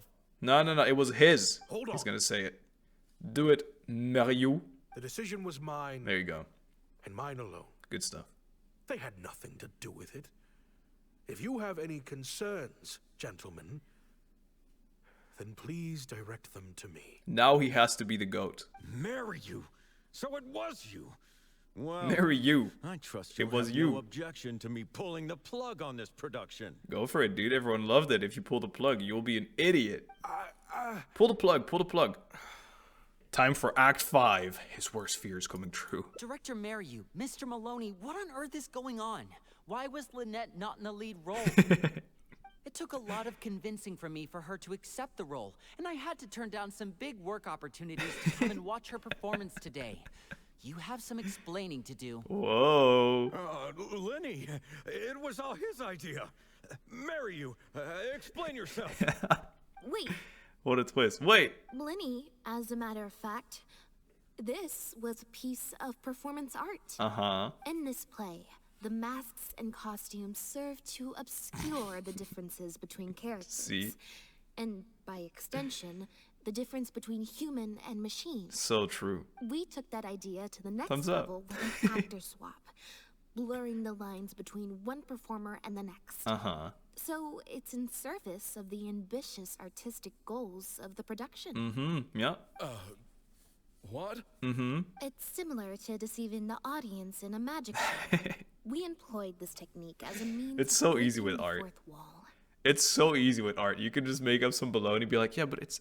Basically, it's a really big and deep philosophical thought that led us to doing this. It wasn't a mistake. It allows the audience to more intuitively understand the cognitive dissonance felt by the protagonist as a machine trying to reconcile the notion of her humanity.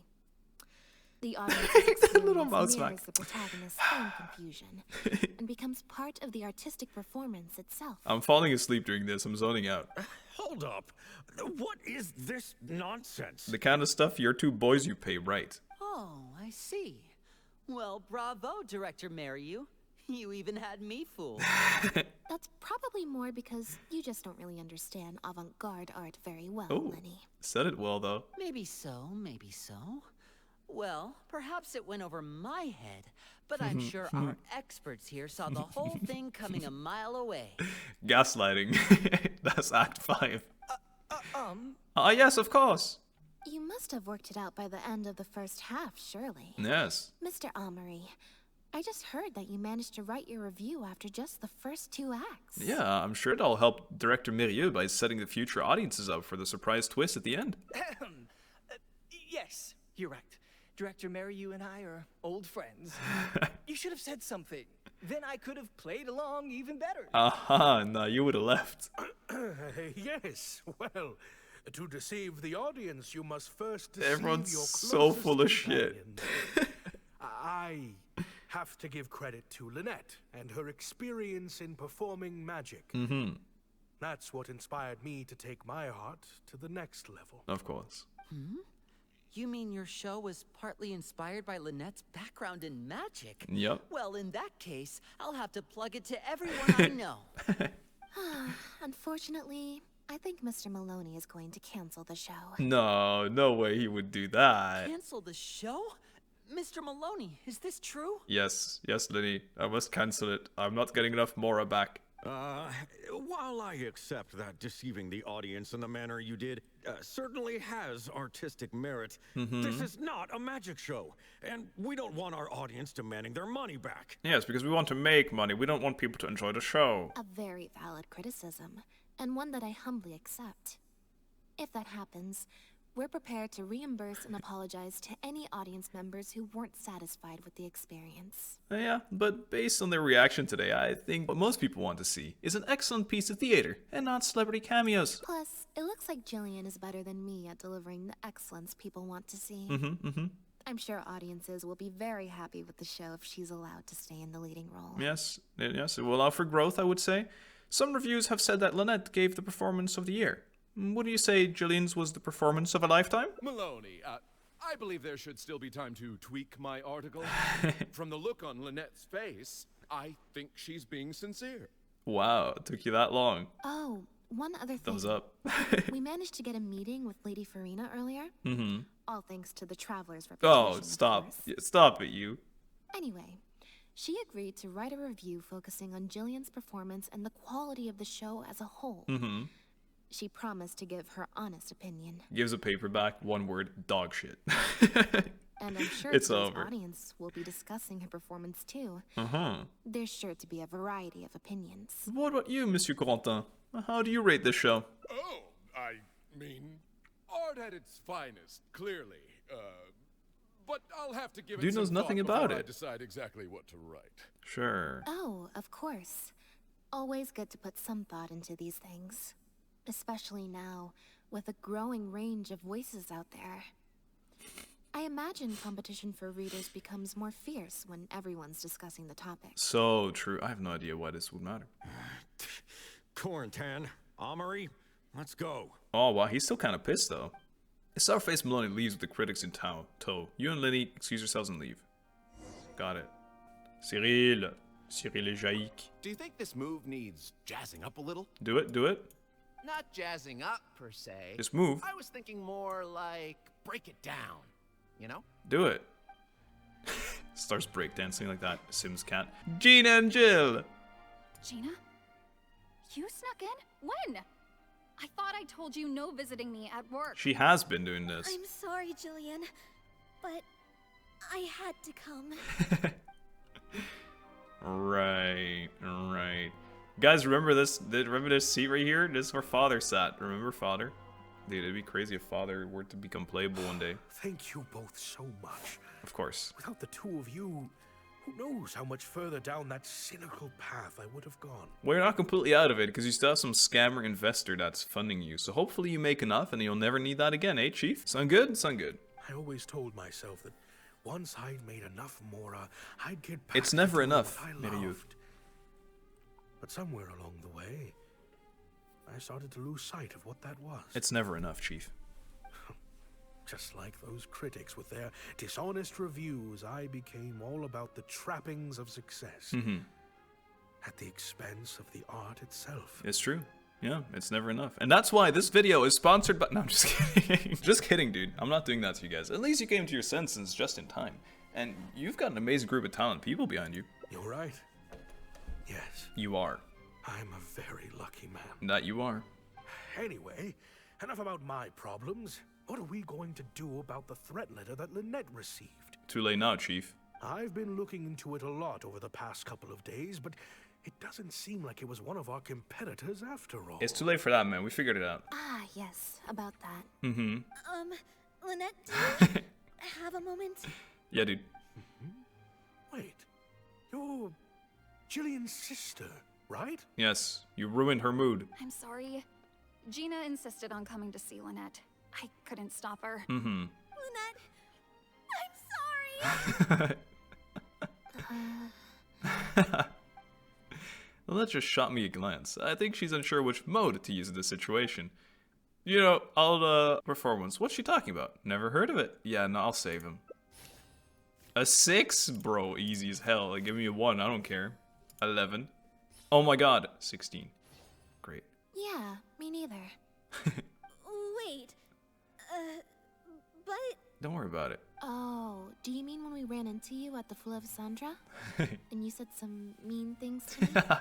As I recall, you were only trying to look out for your sister. It was just a few words spoken in anger. Don't worry. Whatever it was you said, I've already forgotten. Yes. Oh. He knows. I see. Good. Well, it sounds like Gina knows what she did was wrong. Owning up to your mistakes and committing to do better in the future is what counts. Ah, ironic for you to say, isn't it? I understand that feeling of wanting to stand up for your family when they're being mistreated. Really, I do. I do too. But next time, maybe consider a different tactic. Stop. Something you can pull off more effectively. Stop. And without arousing suspicion. Lynette, that's enough. Stop giving her ideas. Got it. Thank you, Lynette. Why do I feel like I'm missing something here? Don't worry about it, Jill. Hey, here you are. I was wondering where you'd all run off to. What do you mean? We're all standing in the same corridor, bro. Great. Everyone's in one place. That makes this so much easier. Picture time. What's up? Come What on. do you think? Come on. It's group photo time. Come on. We have to commemorate the debut of the Lost Puppet Director's Edition. Oh my god, it's a special edition. Add some more to the ticket. Okay, everyone, some more prize. We all have pretty awkward smiles on our faces in the photo from Hotel de Boer. So this time, no forced smiles allowed. Okay, Gibby. Oh. Come on. Am I really not allowed to force a smile? Is smiling tough for you? I'll try, I suppose. I think I can manage. I'll just give you a poke as it happens. Traveler, come on. You two should be right in the middle. Oh, Jake, come on. I don't want to be there. That's too embarrassing. 3, 2, 1. Cheese! I can't hold the cheese for too long. I'm so smiling. It's a bit rough. Achievement! Oh, that's pretty cute. Of course I'm saving it. He's got the cutest one. Lil Wink, that's cute too. Everyone on the right, she's a little bit embarrassed. I get it. She's still thinking about what she did. We're looking at me for a roaring success. My line of sight was a little bit off. It's fine as long as your smile is genuine. Review. Chance meeting. Okay. It was pretty chance. It was pretty, like, random. There's an ending here? Oh, wow. That's only 1 out of 5. Wait, you can have... Really? What is this other ending? Oh, maybe you expose the sister? Wait. Alright, back here we go then. I couldn't picture it. Thank you both so much. Without the two of you, who knows how much further down that cynical path I would have gone. Yeah, don't worry about it, dude. Skip? Okay, I want to see what this does. Oh. Until, like, the choice? Wait and see how things play out. That letter? Oh. I was the one who wrote it. She's still owning up to it. That's respectable. What? Gina? So it was you? Oh, I'm so glad I saved her in my real run. Director, it's time for... Oh. Okay. Weird energy here. This dude! Oh, I'm vibe checking and it's not really my flavor right now. I think we came at a bad time. It's okay, dude. Lynette, Oh, give us an She awkward must have picture, been worried please. sick about me. I'm sure even she wouldn't do something so stupid if she was in her right mind. I'm so sorry. I promise I'll make it up to you somehow. Oh. Jillian, no! This is completely my fault. And I'm the one who should have to bear the consequences. I got the wrong end of the stick and completely misjudged Lynette. Shall we hear what Lynette has to say? Well, since I haven't actually suffered any losses, seeking redress could be difficult. I know what that means. I have no idea. Maybe we could just let this one slide. Really? Are you sure? Yes. After all, Gina wouldn't be the first person to ever misjudge Oof. me. Right? Oof. True. True. On the chin. In any case, I think we can all agree it was a misunderstanding and nothing more. Happy little accident. No need. But Ooh. still, My bad. I was wrong to write that letter. I should own up to my actions. Make it up to you in some way. She was pretty insistent. Kids this age really are stubborn. She looks old as hell. If She looks that's older than what you Lynette. really want, then how about helping out backstage? Wow. Huh? Backstage? Mm-hmm. The crew could always use an extra hand. Plus, it'll give your older sister a chance to keep an eye on you and stop you getting into any more trouble. Wow, it's actually punishment. Thank you, Lynette. Really. Thank you so much. Dude, all's well ends well. Boop. The whirlwind of events have finally resolved. A few days later, you once again make your way to something. You're finally awake! Lynette, the show's about to start. Is it? Yeah. I'm so much more at home here in the audience. I get to sit on a comfy seat. I know. And I don't have to activate my energy-consuming modes all the time. I know. Sounds like Gina got more than she bargained for out of that backstage job. You gave her the supporting role. You gave her your supporting role in the play too? Maryu said she's a very promising young actress. Of course. And she has natural chemistry with her older sister. Who would have thought? In their capable hands, the show doesn't need me to attract an audience anymore. Perfect. Thumbs up. Freedom at last. I get that. You don't feel even a little disappointed? Fame was right around the corner. So I get this so much though. No, I wouldn't feel disappointed either. Fame is more trouble than it's worth. Mm-hmm. I'd rather leave that side of things to my brother and the others. Yeah, fair. I'm happiest when I get to sit in a quiet place, watch them do their thing, and cheer them on. Like you're doing now. Yep, exactly like I'm doing now. You're sleeping. Another finish? That's cute. That's very cute. Save that as well. A scene in the audience. Where there is someone performing on stage, there will be others clapping in the audience. I know. That's the beauty of it. That's kind of what I was saying with the Melusine running around. Okay, that's 2 endings of one very long arc, and then there's 2 more here. It's been quite a while though, so I'm gonna get some lunch first, and then we'll keep going. Is this the cat? This might just be cat ending, and then this is when we do something else, and there's 2 branches here. That's what I'm assuming. All right, see you in a second. Look, guys, look, he disconnected. Hey everybody, let's go. Branching out from here again, continue playing. A decision. Let's go. My decision is, I've never been here, you know? I've never sat here, I don't think. What a cool little area to sit at. Yes. Yes, indeed. Talk to Lynette. Which, still not over, she's hanging out at the one spot I happen to be recording the intro at. But, I'm not against it. Lynette, what's up? We're gonna skip again. Let's draw a card. The device emits, oh right. I didn't like that. Uh-huh. Was I using it wrong? Yes, let me show you how to do it. Okay, so we did a Phaetometer, which we can probably do again and get a different angle. Let's help Bonnie. So, we're looking for Bonnie's owner? Yeah, I'm for that. So, how do you plan to find Bonnie's owner? I think I'll go to the Steambird and see about putting an ad in the paper. Mm-hmm. You want to come along? Sure. I think Bonnie wants you to come with. Oh, really? We never, you know what, it's weird. We never saw the end of the arc when we took her back to the play, and then we never saw what happened to Bonnie. Sure, if it means I get to hang out with you for a bit longer. That was it. Great ending. That noise, like the quest complete sound effect, every time, it sounds like an achievement to me, so I'm like, oh, it's done. We've done it. How much odds of Charlotte being here? Oh, it's just, what's her name again? It's very French. Sir Arthur and Euphrasie. I would have never guessed that. Every stupendous day starts with a Steambird. Hey! Oh, hi Lynette. Hi Traveler. What can I help you with? I love that you're voiced. This is so cool. She has so much more personality because she has one voice line now. We wanted to ask about the latest Tales of Humanity column. I don't think so. Oh, Have wait. You picked up a stray? Right, I forgot to read the rest. I was just gonna do completely off topic, but I guess it was, once again, illusion of choice. Both answers, or I had to read both. Yeah, well, we think so. Yep. If there's no commission to follow up on, could we post a notice about the missing cat instead? Yes. Why, of course. What a kind thing to do. Just fill out the form. Look at his little gent. So neatly dressed with a little bow tie. We've registered you as missing. She also has bow ties. You can stay at my place until your owner finds you. Wow. Wow, she really appreciates it. Also, I just wanted to say thanks for keeping us company for so long. Me?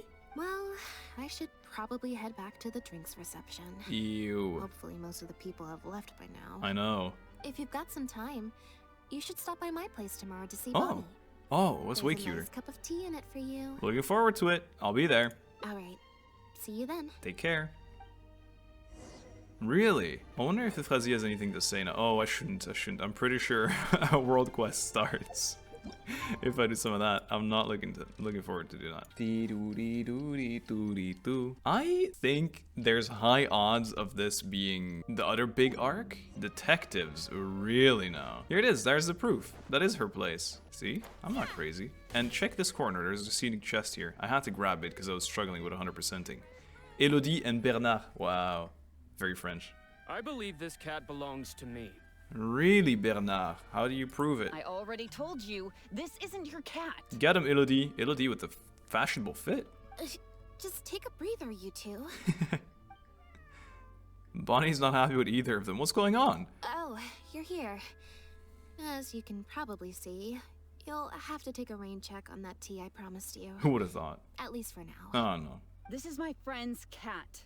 He's preoccupied with some important business, so I came to retrieve her in his stead. Right. I mean, I don't think that's how it works. Can you prove it? No. It's far more likely this cat escaped from the Humane Society. Neither of these people seem convinced with their own stories. Gentleman's expression seems a bit unnatural. His mouth curling up. The hesitation in his voice. It seems like he could be hiding something. His gaze keeps drifting off to the side. It's like he's trying to not draw attention to himself. How about we let Bonnie decide? Bonnie? Yeah, Bonnie. That's the name I've given her in the meantime. Uh-huh. And she likes it. Animal handling. Let's see who Bonnie decides to approach. Animal check. I need an 8. I'm feeling, let me feel. These don't feel too, ooh, I'm feeling a lot of power coming from this one. Yeah, I could feel that. It was just, I see my connection with the cards. What do you say, Bonnie? Bonnie happily runs up to you and begins to weave through your legs. This complicates things. Seems she quite likes me. There's no way to tell who her owner is. Well, I mean, if it's either of these two, she doesn't like it there, so, rough. I told you before. This is my friend's cat. It's normal for her not to trust me. I get what you're saying, lady, but I have absolutely no way of trusting you. Listen, I'm the director of the Humane Society, okay? We've got so many strays, dogs, cats, you name it. I'm not even the one feeding them most of the time. Oh, okay. You can hardly expect the cat to recognize me. Then how are you so sure she belongs to you? She just looked somewhat familiar, so I came to check, just in case. And what have you found out by coming to check? If she turns out to be one of ours, I'll take her back. Simple as that. Even if that's not the case, the Humane Society could still take her in, if no one else comes to claim her, that is. What even is the Humane Society? We're an organization that specializes in rescuing and sheltering stray animals. We've been in business for several decades now. I'm Bernard, the current director. Nah, you would say Bernard if you actually cared. The Humane Society. I remember hearing something about this. The name sounds familiar. I remember hearing good things. Okay. You're the one in the Quartier Lyonnais? Lyonnais? Yes, that's the one. Uh-huh. Anyway, if it's not too much trouble, could I possibly take a closer look at the cat? You're gonna get scratched, Bernard. If it turns out I really am mistaken, I suppose that means the cat belongs to this lady here. She would be the only remaining option after all. Enter third person that thinks it's their cat. It belongs to my friend. With us here to keep watch, it should be fine. Go on, Bonnie. Come on then, Bon. Bonnie doesn't really want to. Bonnie? Oh, nope. Looks like I was mistaken. They do look similar, but there's an ever so slight difference in this one's fur color. Deepest apologies, friends. Suspicious, Bernardo. Well, I suppose this means I still have a missing cat to search for. Apologies again for the confusion. I think maybe he was planning to do something, but we got too close on his tail, you know. So this is your friend's cat? Yes, exactly. Why do you also not feel trustworthy? Wait a second. You lied earlier, didn't you? Lied? I'm afraid I don't know what you mean. A liar always has a tell. The look in their eyes, their breathing pattern, the way they hold themselves. The things that can give you away are often more numerous than you would think. What are you talking about? The way I see it, you're conflating baseless conjecture with fact. Okay. Normally, when someone is called out, their breathing speeds up as they begin to panic. But your breathing pattern hasn't changed one bit. In fact, It's been strangely calm and measured this entire time. Oh, wow. It stands to reason, then, that your agitated behavior earlier was all an act. You just got read like a book. If you're a bad guy, I'm sure you'll take off running the first chance you get. Uh-huh. If you're a good guy, the most likely explanation is that you're a member of the Guards, or some similar organization. So you're a good guy or a bad guy, lady? And you're basing this off of? Your breathing pattern. Intuition. Nothing more. Intuition. Well, I have to hand it to you, Lynette. And she's like, I never told you my name. You're right. I'm a member of the Guards. The name's Elodie. I'm currently investigating a cross-border smuggling case. This cat here, Bonnie, what's her name? Well, her owner is one of the prime suspects of our investigation. What are you on about? A couple of days ago, our suspect got wind that we were on his tail and fled. Okay. That's most likely how he got separated from the cat. Ah. I just so happened to stumble upon your notice in the Steambird. I see. So, I decided to see if he'd come back for her. But it looks like I overestimated him. If I were on the run, I don't think I'd come back either. The impact of this case has been huge. Uh-huh. The Marechaussee Phantom, the Guards, and the Special Patrol have all launched investigations. That's if there was crazy. even the slightest chance that he would show himself, I had to follow up on the lead. But why were you gonna keep it up now that no one else is here anymore? What's being smuggled, eh? Cats? A new kind of illegal drug. Imitation synth. Oh, not imitation synth. It's over, man. We confiscated all the synth on the market. Yep. But addiction isn't something that goes away overnight. You're right. Even without substances on the market, people are still looking for a way to get their next fix. What is this language used in Genshin? That's so weird. Their next fix. And criminals are all too eager to capitalize on that addiction. Uh-huh. That was the impetus for imitation synth. Right. Needless to say, a small-scale market opened up very quickly. Classic. After the original synth debacle, we put several measures into place to prevent similar incidents from occurring. Mm-hmm. The perpetrators got smart, though, and shifted their sales overseas before those measures could kick in. Really? That's when the imitation synth smuggling began. I see. We only recently got word of the presence of imitation synth overseas. We managed to track down evidence of some early transactions. Nice. What we were able to find out, however, hasn't proven that useful given the amount of time that has passed. Not nice. The Marechaussee Phantom launched an investigation to track down every person in Fontaine capable of producing a drug like that. Okay. That's how we learned about Bonnie's owner. Who is he exactly? Breaking Bad reference ass. He's a researcher at the Fontaine Research Institute. Whoa, Pierre. His name is Pierre. Pierre Lefebvre. Pierre Lefebvre, to be exact. Lefebvre. I guess it isn't really Lefebvre. It's Lefebvre would make so much more sense for a French name. Lefebvre is just not it. Lefebvre.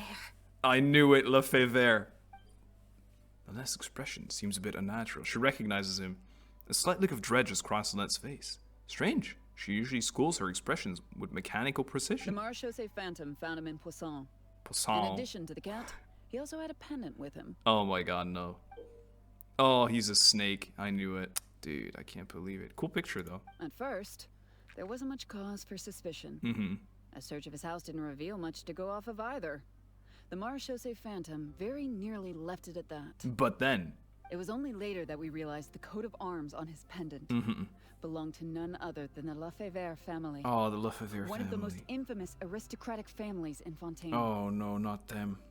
We know them. I mean, the fact Lynette knew him, we knew what was up, right? Obviously, this discovery prompted a further investigation into Pierre. Mm-hmm. At that point, however, we discovered that he'd already fled.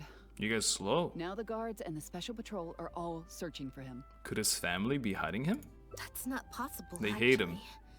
The Oh. Lefebvre family has been gone for a long time. What? They're all in hiding. They all nickname changed. Exactly. Many years ago, several important members of the family, including the patriarch, were murdered by an assassin of unknown origin. From that point on, family's power and influence took quite the hit. Right, so I assume that's father's work. That's why, I mean, I didn't know how to word it, but this definitely was, it felt like that was the angle we were heading at. The family is engaged in all manner of crimes. Uh-huh. As you can imagine, there's no shortage of people waiting in the wings to take their revenge. Yeah. And with the family severely weakened, they were able to do just that. Most of the remaining family members succumbed to sickness or hunger. I see. The ones that survived are currently living out their days under a new identity. There you go. Pierre is one of those very survivors. Pierre. He's been hiding away in the Fontaine Research Institute all these years. His true identity unbeknownst to all. Yep. Until now, that is. Ladies and gentlemen, we got him. Is it really okay to share all this information with us? Well, my fellow guards have told me all about how smart and courageous you both are. Really? And I know you possess a strong sense of justice.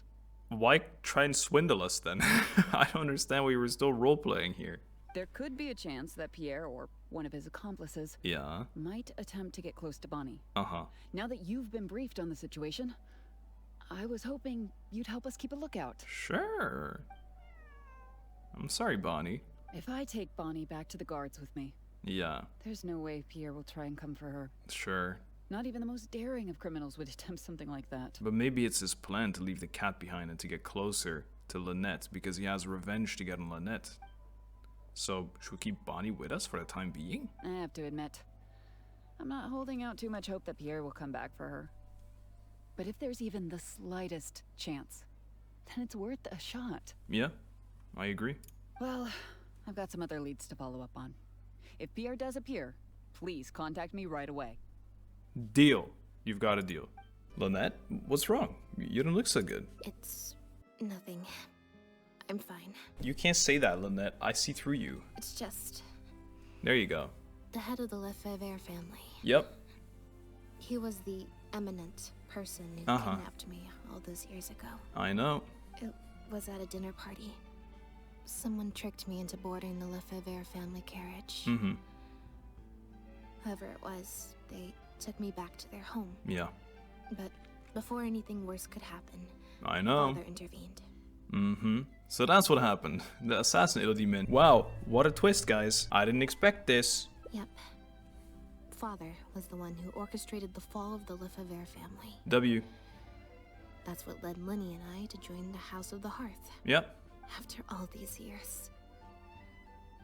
I never thought I'd hear the Lefebvre name again. You okay? Don't worry about me. I wasn't feeling sorry for myself. I was just thinking about Lyney. Okay. He's been acting strange recently. He knows. He avoids me for days on end, consumes himself with some secret investigation, and then out of the blue pushes me to do that acting job. Oh, it was so you were distracted. Thinking about it now, it's almost like the one I drew from that deck of cards was part of his plan all along. He must have asked Furina to help him out. Wow. In any case, I know he's hiding something from me. He's really pulled out all the stops this time. You think he knows about Pierre? It's very possible. I'm sure he tried to send me away because he was afraid it would bring up some painful memories for me. It wasn't necessary, though. Sure. Even after all these years, he's still as overprotective as ever. You'll have to help me teach him a lesson if we run into him along the way. Along the way? Are we going somewhere? Yep. I want to head to the Fontaine Research Institute to learn more information about Pierre. Just let me activate search mode and then we'll head out. Sure. Who knows? Search mode. Maybe we'll run into Lyney along the way. Are you trying to help out Lyney with his investigation, or are you trying to prove yourself? A little bit of both, perhaps. For the most part, though, I just have this sense that something's not right. Sure. Something isn't adding up about Pierre's story. I'm just not sure what. The cat, it doesn't make sense. The cat doesn't make sense. I also want to know what secrets he's hiding. Sometimes you just gotta take the bull by the horns, right? Or the cat by the bow tie. Okay, I'll write a letter explaining everything to the crew. Okay. Once that's done, we can head out. Sure. We know that that's gonna end well no matter what, though. Okay, probably not. We've probably ruined the whole career of everyone involved. Oh, leads distance. Wait. Leads. Did it. The Fontaine Research Institute. Oh, hello, Chevreuse and Lindmeister. Okay. Lynette, you're not at rehearsal? You can drop the act, brother. Brotherman Bill. In fact, I don't think either of us will have a need for acting anytime soon. You should know better than to try and keep something from me. You've never been able to do that, even when we were kids. Yeah, Lyney. that's why I tried to distract you with the masked mime show. But I guess you're just too good. You're just that good, huh? Care to introduce us to your new assistant? Ooh, she's not happy about it. This is Officer Shavras, captain of the Special Security and Surveillance Patrol. You may have met her already. Oh, we're besties. We meet again. Nice to see you. Yeah, same here. I should clarify something. Mr. Lyney's here at my invitation, not the other way around. Very sweet, to borrow your precise. expression, Miss Lynette, I suppose that would make him my assistant more than anything. We've brought on Mr. Lyney as a consultant in the past. He was instrumental in helping us crack a case involving a perpetrator who used magic tricks to commit crimes. I was hoping he'd be able to provide some valuable insight this time around as well. Are you here because of the Lefebvre case or Lefebvre case?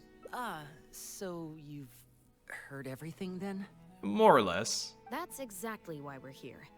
There's always been questions surrounding the fall of the Lefebvre family. Some people even believe the House of the Hearth was involved. What? That's crazy talk. No way. Whoever was behind it all was extremely cautious. They were good. They didn't leave a shred of evidence. This very fact, however, leads me to believe it was indeed the work of that harbinger. No. I took a look at the entrance and exit records of all the carriages that night. Let's just say it wasn't hard to deduce that there's ill will between you two. Don't worry, I don't have any evidence to that effect, and I certainly don't plan on going to bat for such a despicable family. Right. Plus, you were victims back then more than anything. Yeah, but they weren't part of the heart of the house yet, but sure. I sought Mr. Lyney's help with the smuggling case. Nothing more. You're really teaming up with the House of the Heart. The way I look at it, it's a collaboration between us as people, not the organizations we represent. Yeah, fair. Besides, by working together, we can expose the truth as quickly as possible. Justice. You can hardly say that's at odds with the justice my organization strives for. I'm assuming you wouldn't be opposed to some extra help? Not at all. I was planning to invite you from the very beginning, Miss Lynette. It's just that my assistant here raised some objections. Okay. Exposed again. Lyney, I'm not the same person I was back then. Yeah, Lyney, yeah. That little girl who did I can nothing handle but it. cower in the corner in fear. She doesn't need saving anymore. I know you want to protect your little sister, but little sisters don't stay little forever. I'm sorry, Lynette. You're right. I let my concerns get the better of me. I think the intent was fine. Oh, and the next time you want to distract me, you should try a different approach. Acting was a bit silly. Yeah, and this is our cat friend. Who's this? You pick up a stray while I was gone? That's actually... that's actually our kidnapper's cat. It's a bit complicated. I'll explain later. And I explain now. Anyway, her name's Bonnie. Bonnie. Well, if there are no objections, then I suppose the only thing left to say is... Lynette, Traveler, welcome to the team. Thanks, Chef Russ. Chef Russ and Lyney share with you what they've learned over the past few days. The Lefebvre family was very particular in their use of insignias and emblems. The family would use different emblems to mark differences in status, blood relation, and the like. Snake. In fact, the insignia that was discovered on the pendant was used to represent an illegitimate child. So that would mean Pierre is a bastard child? It's highly likely. That very status might have been what allowed him to emerge from the fall of his family relatively unscathed. It would also explain why he was able to assume a new identity as a researcher with relative ease. But now I feel kind of bad, because it doesn't sound like this dude did anything, like, awful. He's more of a victim himself, too. We discovered something interesting. Although if he's smuggling that bad. After talking to some of his co-workers, it appears he pretty much works at the Institute in name only. He's practically been cast out. Wait, what happened? Apparently, Pierre was once addicted to synth. He tried to use the resources at the Institute to create a substance with a similar effect. Okay. Yeah. Harder to feel bad for him now. He claimed it was just for research purposes, but the Institute revoked his access to the relevant materials regardless. I see. He was placed on disciplinary leave, pending a thorough investigation of his actions. But it seems the Institute ran into some trouble along the way. Yeah. Could have been a lack of personnel or a timing issue. In any case, they had to table their formal investigation into Pierre. Yeah. Unfortunately, that also included reporting any relevant information to the higher authorities. Really? As for his family background, it appears none of his co-workers at the Institute were aware of that information. Yeah. All they could tell us was that he was quite the recluse.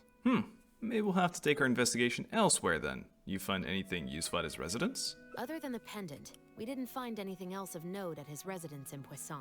Of course he would live at Poisson. Based on the samples of imitation synth we've been able to analyze, it appears the substance leaves behind strong traces wherever it's produced or stored. Well, that's good for us. Easy to find. Those traces might not be obvious to the casual observer, but they're not something our guard poodles would miss. Pierre's home. Oh yeah, guard poodles, literally. Clean. What? We didn't find any records indicating possible involvement in overseas transactions either. What the hell? So, the Marechaussee Phantom didn't view him as a major suspect at first. Dude, he's just an animal whisperer. He just sent that squirrel to spy on us. Chevaliers, kill him. Shoot him. Bop him right now. Maybe he had a separate, dedicated area where he made the imitation synth. Also a good point. Well, his neighbors did say he was often gone for long stretches of time.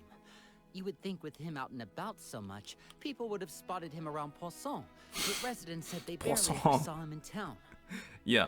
If his reclusive nature was just a matter of keeping a low profile, I guess it would make sense for him to have a secret base to carry out his business. Oh my god, secret base. I'm so jealous. After he disappeared, he's still there. The guards conducted a thorough search of Poisson, but they didn't come across any suspicious locations. It's hidden in plain sight. Poisson.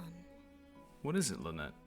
You know Hotel de Boer, where I first found Bonnie? Mm-hmm. To get there from Poisson, you have to cross a stretch of ocean. It's not somewhere a cat could just wander off on its own. True. A cat? You mean... Yes, it is his cat. Bonnie is Pierre's cat. Says happily with little music notes. Oh, that's right. When the Marechaussee Phantom first tracked him down, I remember there being something about a cat in their report. Mm-hmm. So this is her? That's her. From what we've learned about Pierre's habits, he doesn't seem like the type to venture out without a purpose. There's another one. So what you're saying, Lynette, is that Bonnie couldn't have gone missing in Poisson. If that's true, then... She must have wandered off only after Pierre brought her to his secret base. Exactly. Bonnie might even know where it is. Make her smell drugs and she'll find it. It's a police cat now. Wait. You think the cat can lead us there? Yes. But she's not trained like one of our guard poodles. You have poodles, How is she supposed to understand what we want her to do? She'll get it. Lynette speaks cat. Meow, meow, meow, meow. Meow, meow, meow. I can give it a go. There you go. 12. Oh, that's easy. Let me feel the power of the heart of the cards. Hearth of the cards, guys. Like the how. Ooh. Ooh, this one's burning. Ow, ow. Oh, yeah, I told you. Ah, that one. It hurt my hand. Too hot. Meow. See? Bonnie seems to understand what you want her to do. She flicks her tail and meows. Near the coast, Mm-hmm. the beach, Yep. beneath the cliffs. Oh, it's a domain, guys. The place we're looking for is most likely north of the court of Fontaine. I know. Well, I've certainly never taken a witness statement like this before. Hey, we're doing it our way. Well, if it works out, maybe it's something worth getting used to. Hey, talk to the animals. What was it again? Who could do that? There was someone else who could do that. Was it Nahihi? Cats and humans are actually pretty alike. When it comes to communication, most of what we want to convey can be accomplished through body language alone. Sure. But humans tend to rely too much on speech to ever take advantage of that fact. Okay. Of course, that's how she body noticed language has the police its officer. Limitations. You're not going to be able to get across anything too complicated. Mm-hmm. The important thing is that we now have a lead. Let's try and find a place that matches the clues Bonnie gave us. Sure. Let's go, Bonnie. I'm very sorry about this, but no evidence can be left behind on the case. Sorry, Chief. I'm gonna bring that home. It is also evidence, and I cannot let a scout get away with this information. Bonnie. Bonnie, show us the domain, Bonnie. Yep, I know. It's pretty close. Seems like Bonnie is trying to take us somewhere. Of course. Oh, we're gonna follow her. Whoa! Cat, cat, cat. Let's go, cat. You know, Bonnie's probably called Felix. Look out! What the hell, Gardamek? Whoa! I was spinning. I don't know if I can win this, guys. Does my Lynette have gear still? Doody-doo. I got no damage in my team. I didn't really expect to have to fight. Ooh, this is a default sword right here. Yay! No second wave, no second wave, no second wave, no second wave. He's so dead still. No! No! No! I've decided to hire the Spina to help us out. Bum. Oh, that's so much better. Oh. Cat. Yo, Cat. Long time no see, Cat. That's it? You won't go anymore? That's alright. The hired help. The hired help is enough company. You found this place so easily. If I thought there was any chance you'd say yes, I'd recruit you into the special patrol here and now. No questions asked. As a guard dog, Cat. Sounds familiar. I pretty much receive letters daily from people trying to poach her from me. Wow. Let's just focus on our search. There's a lot to investigate. Poacher? As if she's your property lady, what the hell? Alright, more of this then. More of this looking around. Eh, what's up here? Eh, chevreuse? I found this first. Aha!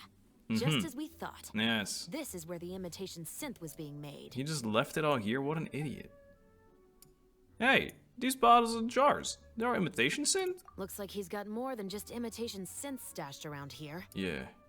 In addition to the raw materials needed to synthesize the substance itself, there's a large quantity of cleaning agents and a few drugs I haven't been able to identify. Ah, we should taste test them maybe.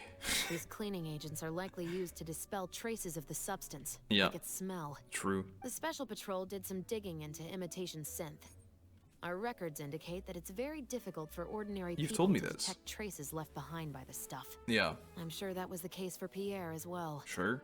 It must have taken a considerable amount of time and skill to ensure all those traces get washed away. But what are these other drugs for? I don't know, dude. Maybe, I don't know. I actually have no idea. Maybe he was trying to drug someone to convince him to help. I do get it, though. The colors are, like, pretty and stuff. And it makes you want to, like, material these bags test them out. It's quite rare. Yes, I was going to say it looks very rare. Don't you think they look familiar to the things from your magic pockets? It's the very same, actually. I thought so. Romaritime flower fiber. Yep. But there's something special about the composition of these bags. Really? I took a closer look, and it appears they're not only waterproof, but also corrosion and leak resistant. Yeah, they're smuggle bags, dude. Even the strings look specially designed to keep the bags closed nice and tight. I came across some bags made of the same material just now, but they were much smaller and thinner. From the look of them, they seemed far less durable as well. Okay, so kind of like those small sealed bags? Very similar, actually. Normally, it would be easy for a guard poodle to sniff out the imitation synth, but if it was sealed away in a bag like that, it might be possible to elude detection for some time. Now that's crazy. But what could these big bags be for then? Big loads. The goal is to keep the imitation synth hidden and sealed away. These bags seem a bit too conspicuous. Maybe they're the bait. They're explosive bags. Dude, I don't know, man. I'm not a police officer. Why are you asking me all these questions? Hello, Cat. When the Marechaussee Phantom searched Pierre's house, there was no sign of these barrels, right? He must have moved them, but carrying them all the way out here would attract too much attention. You're right. That doesn't seem like his way of doing things. How did he get them here, then? Let me take a closer look. They show signs of water damage. Dried up water stains can be seen around the circumference of the barrels. Seems to be a pattern to the location of the water stains. For some reason, they appear to be limited to the lower half of the barrels. He sat on it and they floated over. The lids don't seem very tight, leaving sizable gaps around the edges, but there doesn't appear to be any trace of water inside the barrels. Only the lower halves of the barrels appear to have been submerged in water. I get it, guys. Based on the bags are meant to float as well. This appears to be where Pierre was cooking up his imitation synth. Got it. It looks like he used a special cleaning agent to get rid of any residual traces of the substance on his person before he left.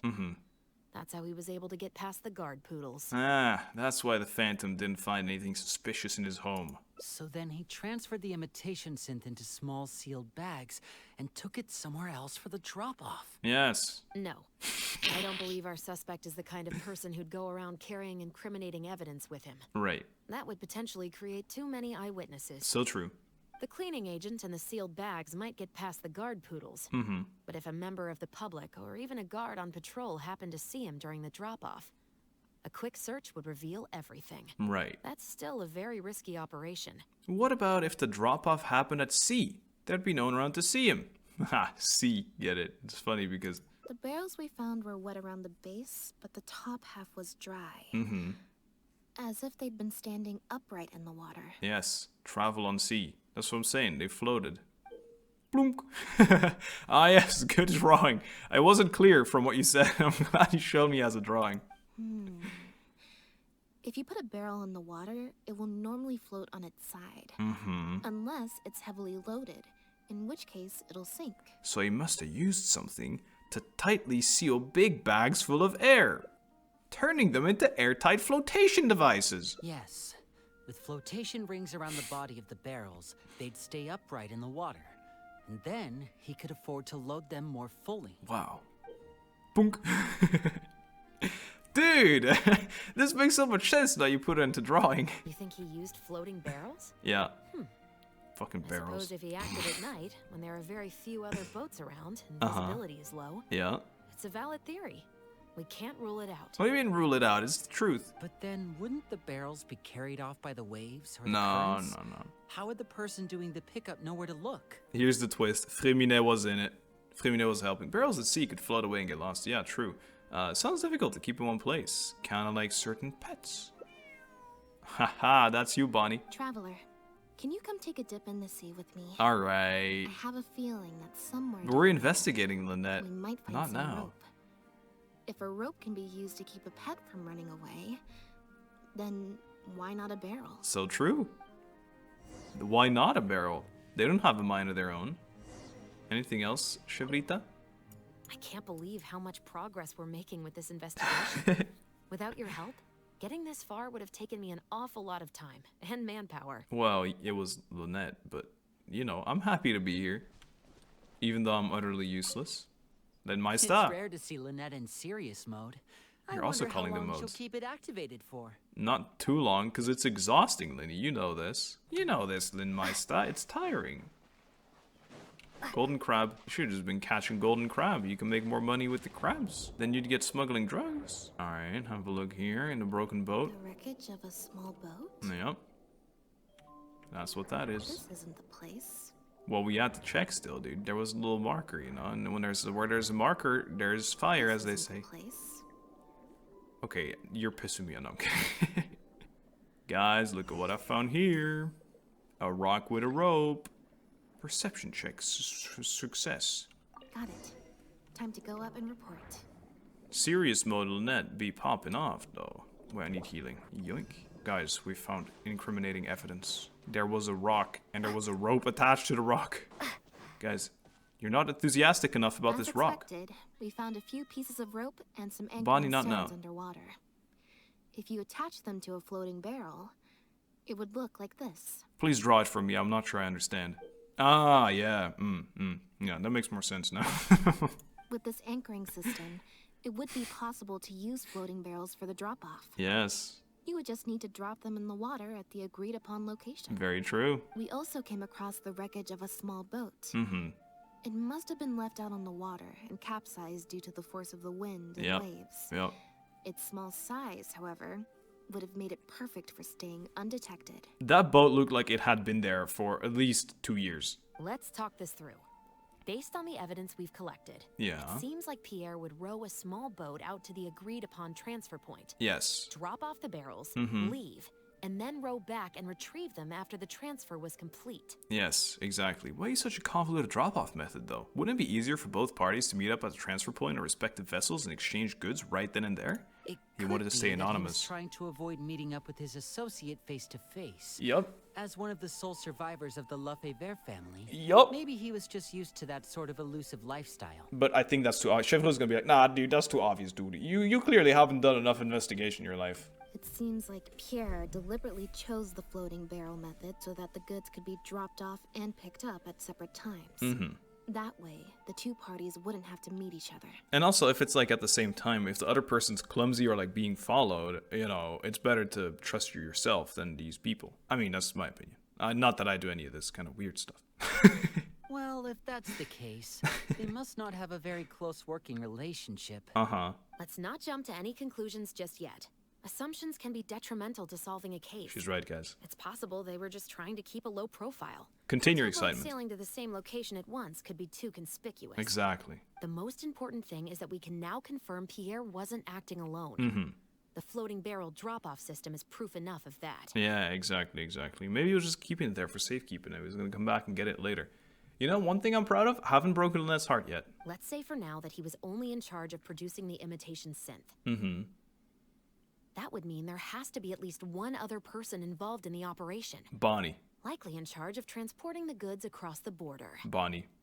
Because no one would believe it was Bonnie, but it's definitely Bonnie. That explains why we couldn't find evidence linking him to any overseas operations. Since we've determined that the goods were transported by boat, maybe we can track down some travel logs or something. What do you mean? They're little boats. We can certainly check the various ports for that information. There's no way they'd stop at a port. However, that Pierre's associate also used a small boat for the transport. Yes. And docked along the shore rather exactly. than at a large port. If that's the case, it's unlikely there would be any record left behind. I'm with Chevrita on this. Have you looked into the ports already? Absolutely. Oh. Before Pierre disappeared, we made sure to investigate all sorts of outward-bound vessels. Okay. We also had port authorities keep a lookout for anything suspicious. He just drove his boat off the the waterfalls. Unfortunately, we were never able to find out how they managed to get the imitation synth across the border. Small boat, very few barrels, or a small boat and a few barrels isn't gonna get you very far. You're right. Whatever vessel was used for the pickup, the person responsible for smuggling the substance out of Fontaine it's the would have plane. had to use a larger vessel for the actual The flying transport. boat. That's the only way they would be able to smuggle on a large enough scale to make a profit. Nah, dude, because it's mad rare, so it's very expensive per gram. They must have found a way to disguise the imitation synth to clear port inspections. Well, even if we can't find any travel logs, we can still search for other clues. Exactly. We can't let any opportunities slip through the cracks. Although, given the amount of ports that could be involved, since we're doing drug we should dealing. probably split up. I'll run home and ask some of my brothers and sisters to try and dig up some information. Smart. I should also head back and update my platoon on our progress. Sure. I'll grab some reinforcements while I'm at it. Lynette, Traveler, why don't you head to Lumidus Harbor and see what you can find out? Lumidus, it's all mine. Right. Come on, Bonnie. You too. Come on, Bonita. Lumidus. Always a cute place with some scenic chests that I definitely left here intentionally. Oh, there's a big conversation going on. What if it's our friend? What if it's our guard friend from earlier? Oh, Lynette. It is, in fact. And Bonnie, too. What brings you all here? Investigating. Did something happen? Hey, Shure, I really want her to say her name. That'd be cute. We're here to check the travel logs. You update them on the situation. Oh. I see. Thank you for everything you're doing for the people of Fontaine. Of course, Elodie. What are you doing here? What do you think of on duty? I'm in charge of guarding the port. Yeah. You mentioned you were after some travel logs, right? I can go fetch those for you. I'm starting to become sus, you, Elodie. She's gonna scratch it out. She's gonna tear a page out. I've got another hard day of work ahead of me. Things usually pretty hectic around here? No, not usually. It's this incident that happened recently. Before that, everything was normal. What is it? All we had to do was confiscate anything suspicious and we could call it a day. Pretty simple stuff. Was that the incident? But things are much more complicated now. Oh. We somehow let suspicious cargo pass through the port undetected. Not even our guard poodles were able to sniff it out. Baguette? Even worse, we still don't know how the perpetrator was able to conceal the goods so well. Yeah. By suspicious cargo, do you mean imitation synth? Gasps. Yep. Oh, never mind. However, prohibited substances are just one example. We confiscate all sorts of contraband during the course of our inspections. Or at least there's a mole. we're supposed to. There's a mole. So what happens to the goods you confiscate? Oh, we keep them in a storage locker. If they turn out to be something particularly dubious, Ordalie. we'll turn them over to the Maison Ordalie. Really? I have no idea what that is. If the goods are only slightly suspicious but could otherwise be harmless, like raw materials that could potentially be used to create contraband, we return them to the ship they were confiscated from, instead of letting them pass through the port. Okay. Sorry for the wait. These are the travel logs for all the recent activity at the port. Why do hangouts always make you sus of people that aren't maybe really sus? Girard. Oh, you brought Gerard with you. Gerard. Actually, he followed me here himself. It's like he smells something on me. Suspicious. Bonnie. Huh. I wonder why Gerard is reacting to you two so strongly. Could be because we just left the place where imitation synth was made. Whatever Gerard smelled on you probably came from us. Huh?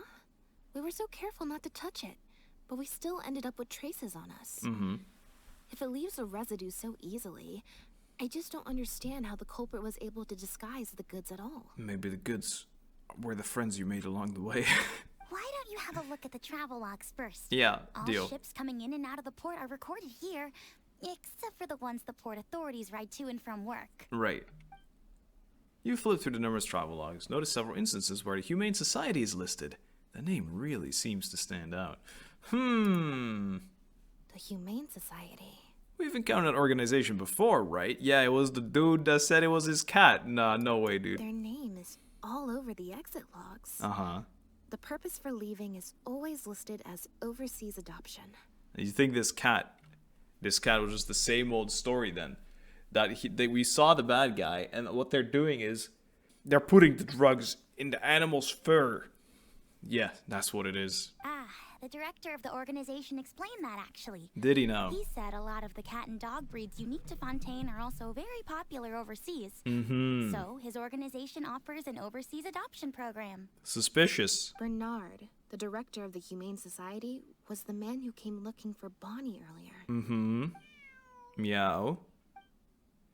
The cat fled from Pierre's looks just like the cat. Wait, the cat that fled from Pierre's looks just like the cat the Humane Society is looking for. Could that be a coincidence? It seemed as if Bernard was also hiding something. He seemed so insistent, but only ran a cursory check before leaving like that. When he came looking for Bonnie earlier, what if he wasn't actually there to check if Bonnie was his missing cat? What if he was there for some other purpose? Have you figured it out too, Traveler? The way the criminal disguised the goods? Nah, dude, I'm confused. When Bernard asked to take a closer look at Bonnie, he was actually checking whether there was any imitation synth in her stomach. What? No, that's crazy talk. You know, I was gonna say this, but I thought there's no way they would do this in Genshin. That's why I said in the fur. No. He was using the animals at his show to smuggle the synth. Wait, what? You heard it. The sealed bags we found at the secret base. Yeah. They were specially made to be corrosion resistant. For the acid in the tummy, dude. And there were gaps around the lids of the barrels, and airbags were used to keep them upright in the water. Yeah, so that the animals will be able to breathe. Those drug shovers found at the secret base. She most likely didn't recognize them because they're not used on human beings. There you go. It's an anesthetic used on pets. The perpetrator Dude, this must is have dark. given it to the animals. This is dark as hell. So they would keep still in the floating barrels. Pierre must have made the animals swallow the sealed bags full of imitation synth at his secret base. Then he stuffed them into floating barrels and left the rest to Bernard. Yeah. The sealed bags combined with an animal's body odor would certainly be enough to mask the scent of imitation synth. Yeah. During our inspections, we would have never thought to inspect the bellies of those animals for anything suspicious. Of course. Even if we tried to feel around for something, I'm sure it would be difficult to detect. Yes. Exactly. I bet Bernard even transported animals with synth in their stomach alongside ones without. Sure. That way, it would be even harder to say with certainty that something was amiss. You think Bonnie could have imitation synth in her stomach? She's probably in the clear. Otherwise, Bernard would have never left without her. Right. I'm guessing he didn't know whether Pierre had already hidden the next batch of imitation synth before he fled. Just imagine. He sees the notice we put in the Steambird, and it turns out that one of the very cats he gave to Pierre for the smuggling operation is out in the open, roaming the streets of Fontaine. That'd be awful. If Pierre had already hidden the next batch of imitation synth, then Bonnie would practically be living proof of their crimes. He would have had no choice but to go after her. Right, but he still did. So... just to double check? That's why he came to find you and insisted on taking a closer look at the cat. Yeah, Pierre must have fled in a hurry. That fact is probably what spared Bonnie. Wait a second, I'm a little lost here. I get the part about hiding the substance in the pets, but those, what did you call them again? Floating barrels? Yeah. Why even put the animals in there in the first place? Yeah. Thinking about it. If you've got something as convenient as a floating barrel, why not just stuff it with the imitation synth directly? Why not wait to hide the stuff until after the exchange has been made? Well, you still got to get through the border, no? In order to make sure the animals could swallow the sealed bags, they made them extremely thin. Had they not done that, the animals would have likely bitten or chewed through them. Oh, okay. How does this answer what she said? And if any of the imitation synth leaked out, they also would have needed a lot of cleaning agents to get rid of the resulting smell. Sure. That step would have required a lot of energy, as well as a certain amount of technical expertise. So, it was better left to the more experienced Pierre. Yeah. We've already proven how easy it is to pick up trace amounts of imitation synth. So I'm sure Bernard was taking all the precautions he could to avoid the same fate. Okay. Okay. Then, let's head to the Humane Society right away and bring that guy to justice. Nice. I'll bring a Gardamec to speed up the process. Good. And the music kicks back in, finally. Sure, you alright after that? Sorry, but I can't go with you. That's okay. Surely you'll be able to handle him. Mm-hmm. What, between Elodie's Gardamec and all three of you? Nah, careful what you say. Careful what you're wishing for. Hello. The headquarters of the Humane Society should be somewhere around here. Mm-hmm. Bernard could show up any moment now. You probably should have, like, gone anonymous, no? You're the people from earlier.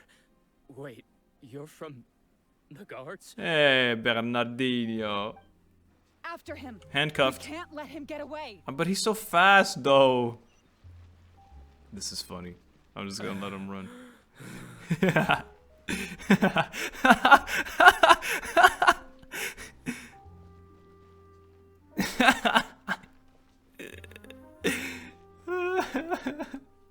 Give it up, Bernard. Give it up, bird. Oof. Mercy.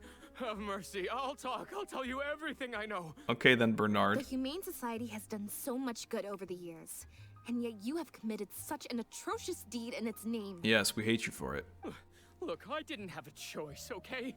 My father cared about those blasted animals so much, he didn't bother to take care of his human wife and son at all. Ooh. While those animals were showered with love, I lived worse than a dog. Uh-huh. No one asked. Tell me, how did you first get to know Pierre? No one asked.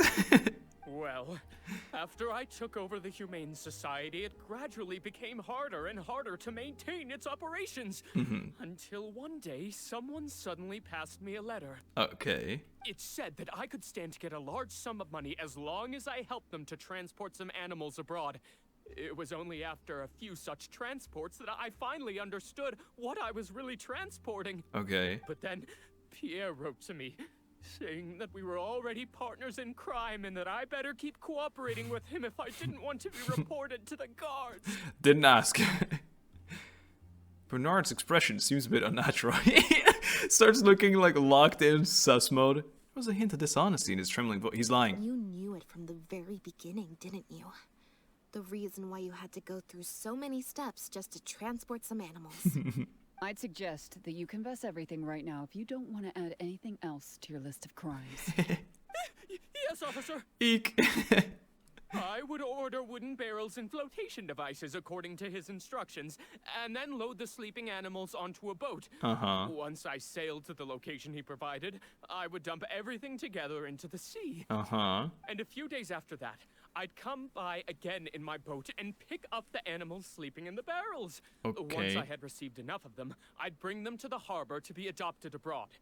Sure. That guy, Pierre, he was running the entire show. He set up all the meeting times and found all the foreign adopters. Wow. And he even supplied all of the goods, too. I just did the transport. He was the one who planned out and executed everything else. So where is he now? He doesn't know. Look, I don't know, okay? I've never, ever met him in person. We've only ever communicated through letters. Imagine doing crime with someone and you don't even know who they are. And when did he send his final letter to you? Yeah. Just last night, he said that the Marechaussee Phantom is now after him, so he's planning to go into hiding for some time. He didn't mention where he's thinking about going, though, but he did tell me to look out for the guards. Okay. It's been a few days since Pierre's last appearance. But this is still his personal cat, no? I'd wager that he sent that letter after he found his hiding spot. So, where is that letter now? I burned them. Oh my god. It was on his orders. Oh my god. I had to burn every letter after reading them. I wasn't even allowed to share them with the rest of the society employees. Oh my god, Bernard. Sure sounds like you're trying to use the lack of witnesses or evidence to pin the blame on Pierre. Yeah.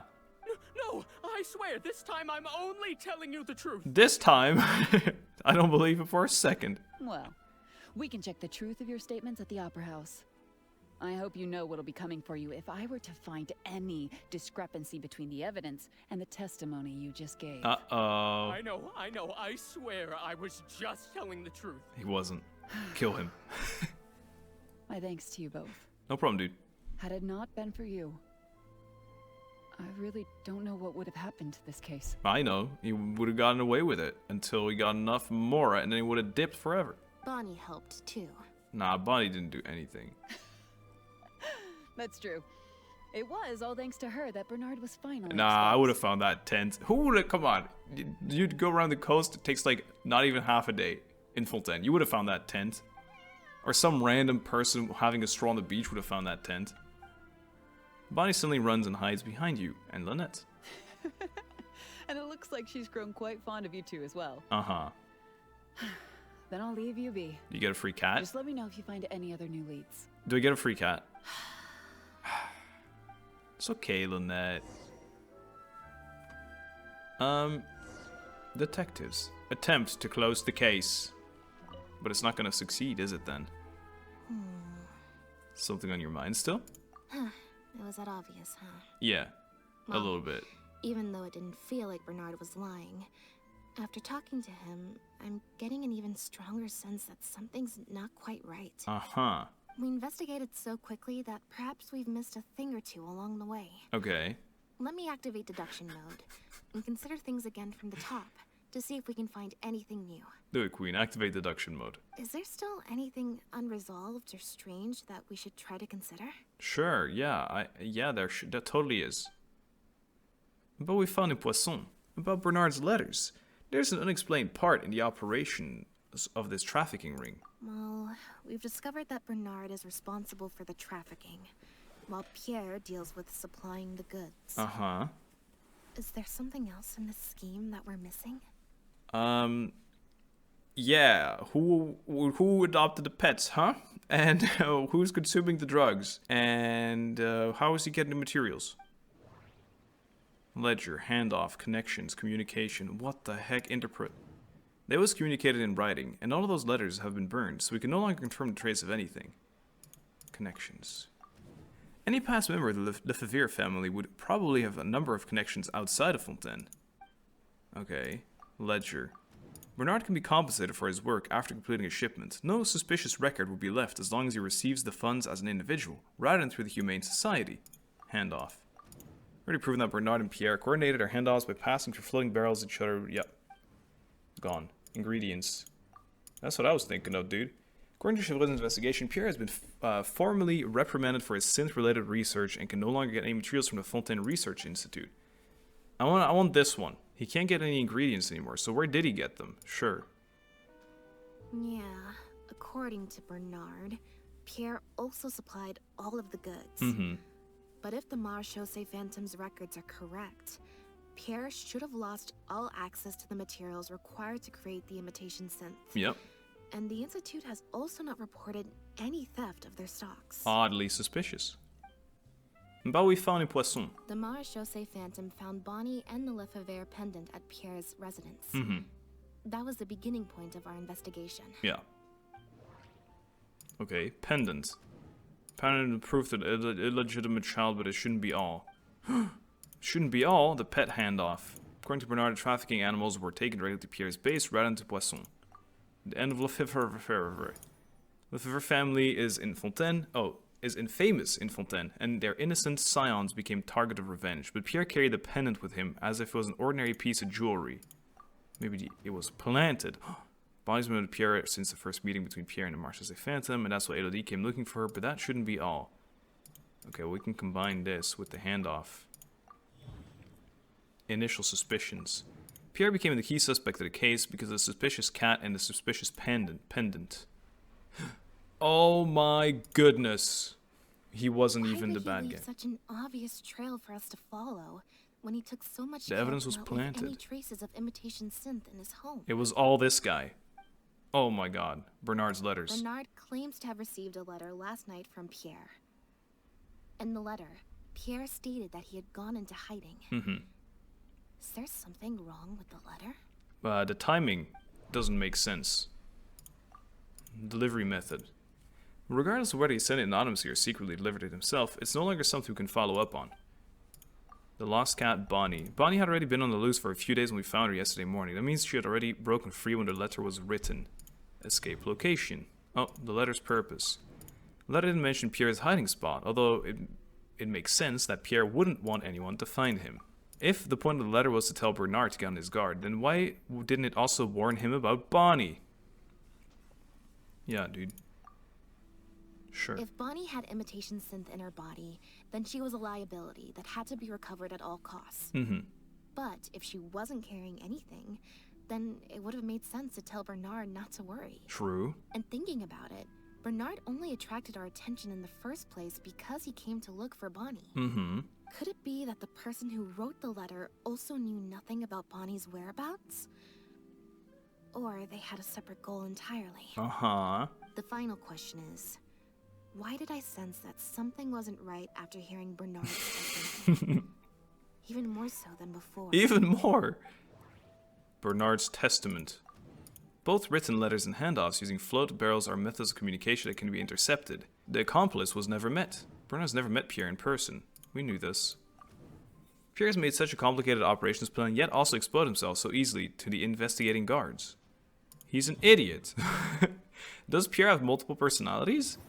It almost feels like the plan to expose were done by two separate individuals, and Pierre was set up. I know, that's what I'm saying. The evidence was planted, bro. There's still a third person out there. Even Bernard himself never knew that it wasn't Pierre that had been pulling his strings all along. It was someone else. Deductive mode but whom? Deactivated. I think deactivated. we may be close to the actual answer. No way. It's time. The reveal. Perhaps we are now closing in on the truth. Wow, I'm so glad you have a truth meter and you just knew it wasn't over yet. Elodie, now there's behave, more. And follow me to the interrogation room. Elodie, wait. Ow, that hurt. Ow! Contemplation. They're about to leave. Is it really okay to let them go? No. Boom, boom, boom, boom. Oh my god, I have a plus 20, dude. It doesn't matter. I'm feeling a cold one. Alright, let me quickly. Oh, this is really hot, so I'm gonna go here. This is cold. Fuck, that's pretty hot too. 33 new max. No one's ever seen a 33 in this mode before. No, we can't let it go away. Hold it right there. Is there something else you need from me, Travis? Yes. Bernard and Pierre. They weren't really acting alone, were they? Huh? What? I see. It all makes sense now. Uh-huh. Hey, what are you talking about?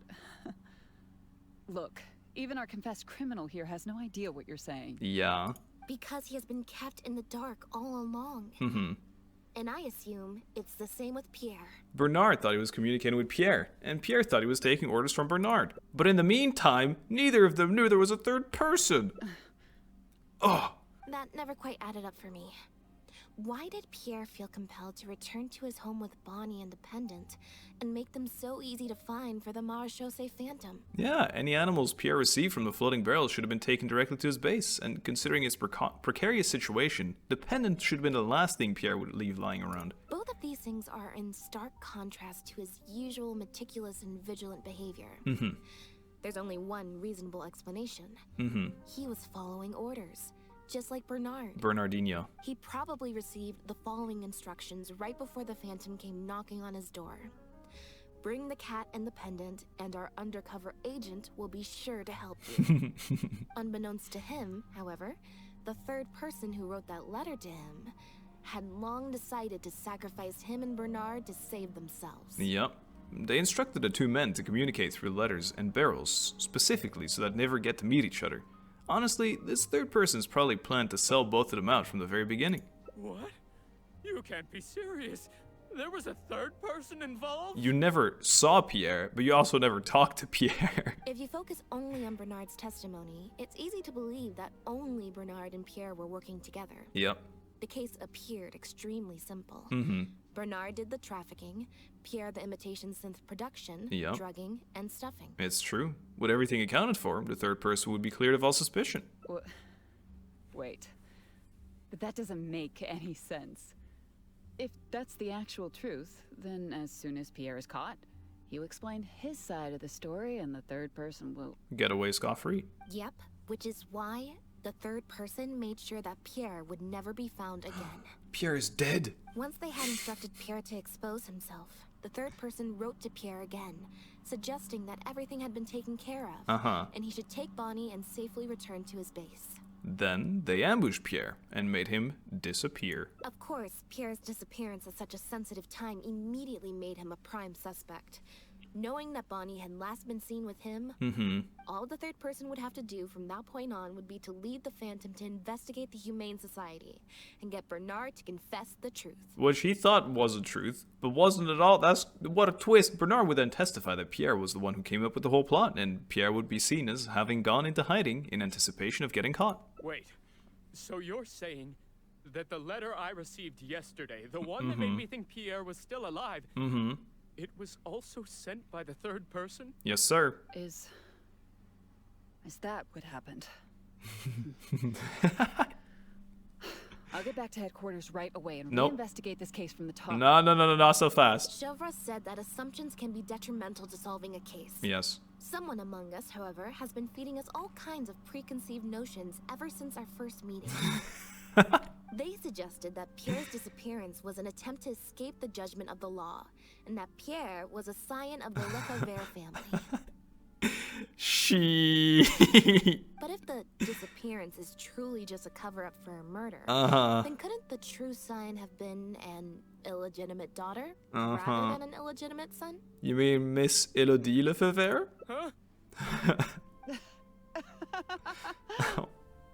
That's it? That's all you got? Haven't you taken this joke a bit too far? No. You're right. I did let a lot of assumptions get to my head when I first started to talk to you about the case. She's speaking differently. Correct my behavior. But Lynette had you through with the breathing from the get-go. You deliberately fed us lies, but even you could not control every last detail of your plan. There was a flaw in your The cat. And something didn't quite go as planned. It's gotta be the cat, no? Getting the Marechaussee Phantom to notice Pierre was only the first part of your plan. Had they failed to take notice of the Humane Society, they could have cast a wider net. And you couldn't predict what they might possibly find, if given enough time. This, of course, was the main weakness of your plan. And once the Special Patrol and Lyney got involved, it became even harder to control the outcome of the investigation. As someone accustomed to acting from behind the scenes, you didn't want to take the risk of personally proposing a raid on the Humane Society. So, you thought about pulling a few more strings, so all the suspicion would point towards Bernard and his society.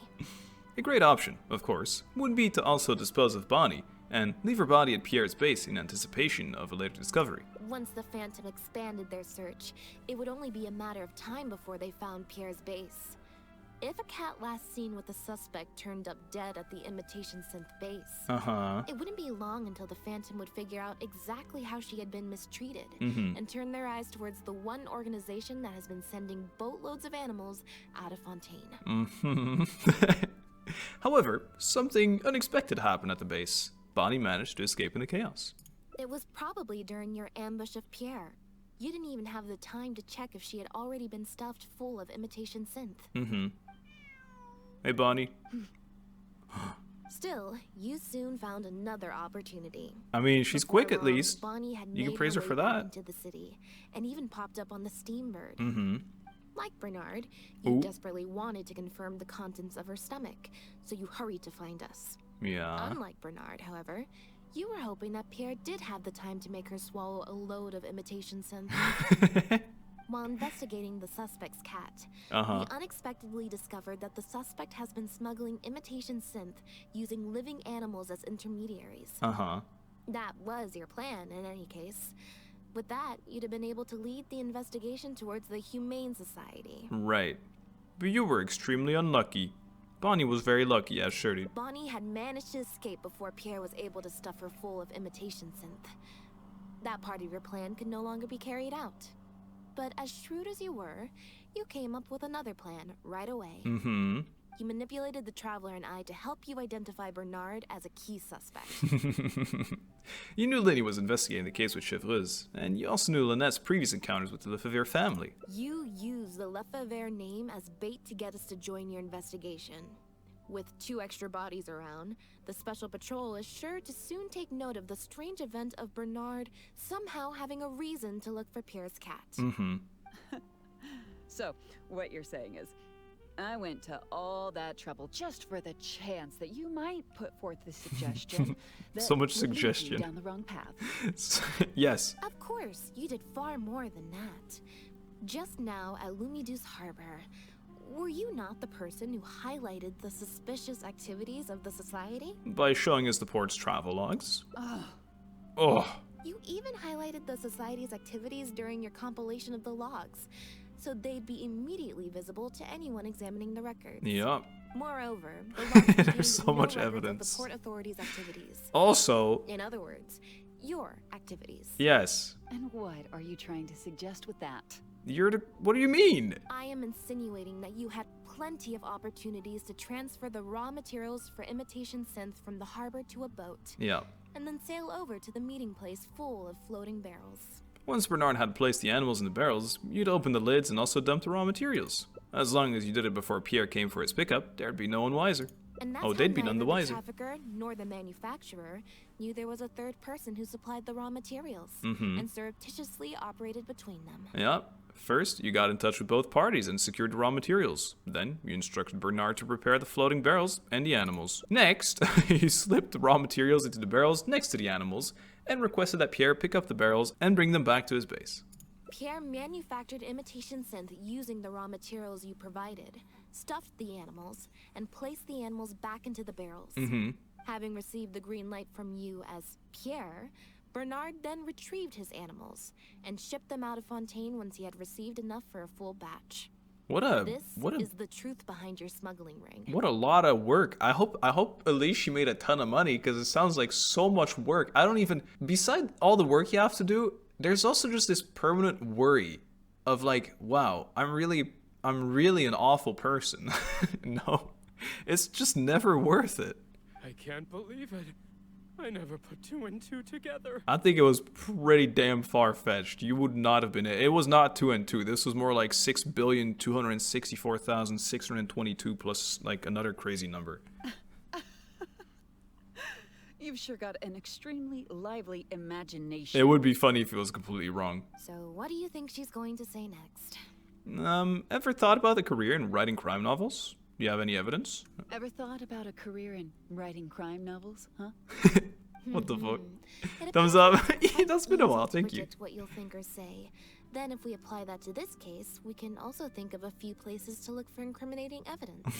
You know very well that this case will not end until Pierre is found. So you will have him commit suicide out of fear and shame to end the investigation for good. That way, you can also pin the blame for the overseas smuggling activities, the theft of the harbor's confiscated raw materials, and even the Lefevre name on him. After all, dead men tell no tales. Pretty badass line to end it on. But you still want it to appear as if he had She needs sent more, that though. last letter to Bernard. So you have to make sure he cannot be found until after Bernard has confessed to the authorities. To do that, you either will hide his body until you found an appropriate time to set up a fake suicide scene, or you'll dump it someplace where it'll be hard to determine the exact time of death. Submerged in water, for instance. The location would ideally allow you to keep the body hidden for some time while also letting you keep an eye on it. You could also keep him in a very cool environment to be handled later, or set fire to it to make it look like he burned himself to a crisp. An example of such a place may be somewhere on your own boat, or underneath the waters near Lumidouce Harbor. There are only so many options to hide a person's time of death, after all. As long as the Phantom investigates each of the possibilities in turn, they'll surely find Pierre's remains. Yep. Especially since, as the prime suspect who will now be taken into custody, you will no longer have the time to move him or set up a fake suicide scene to cover up the murder. Uh-oh. How absurd. And on what grounds will you order my arrest?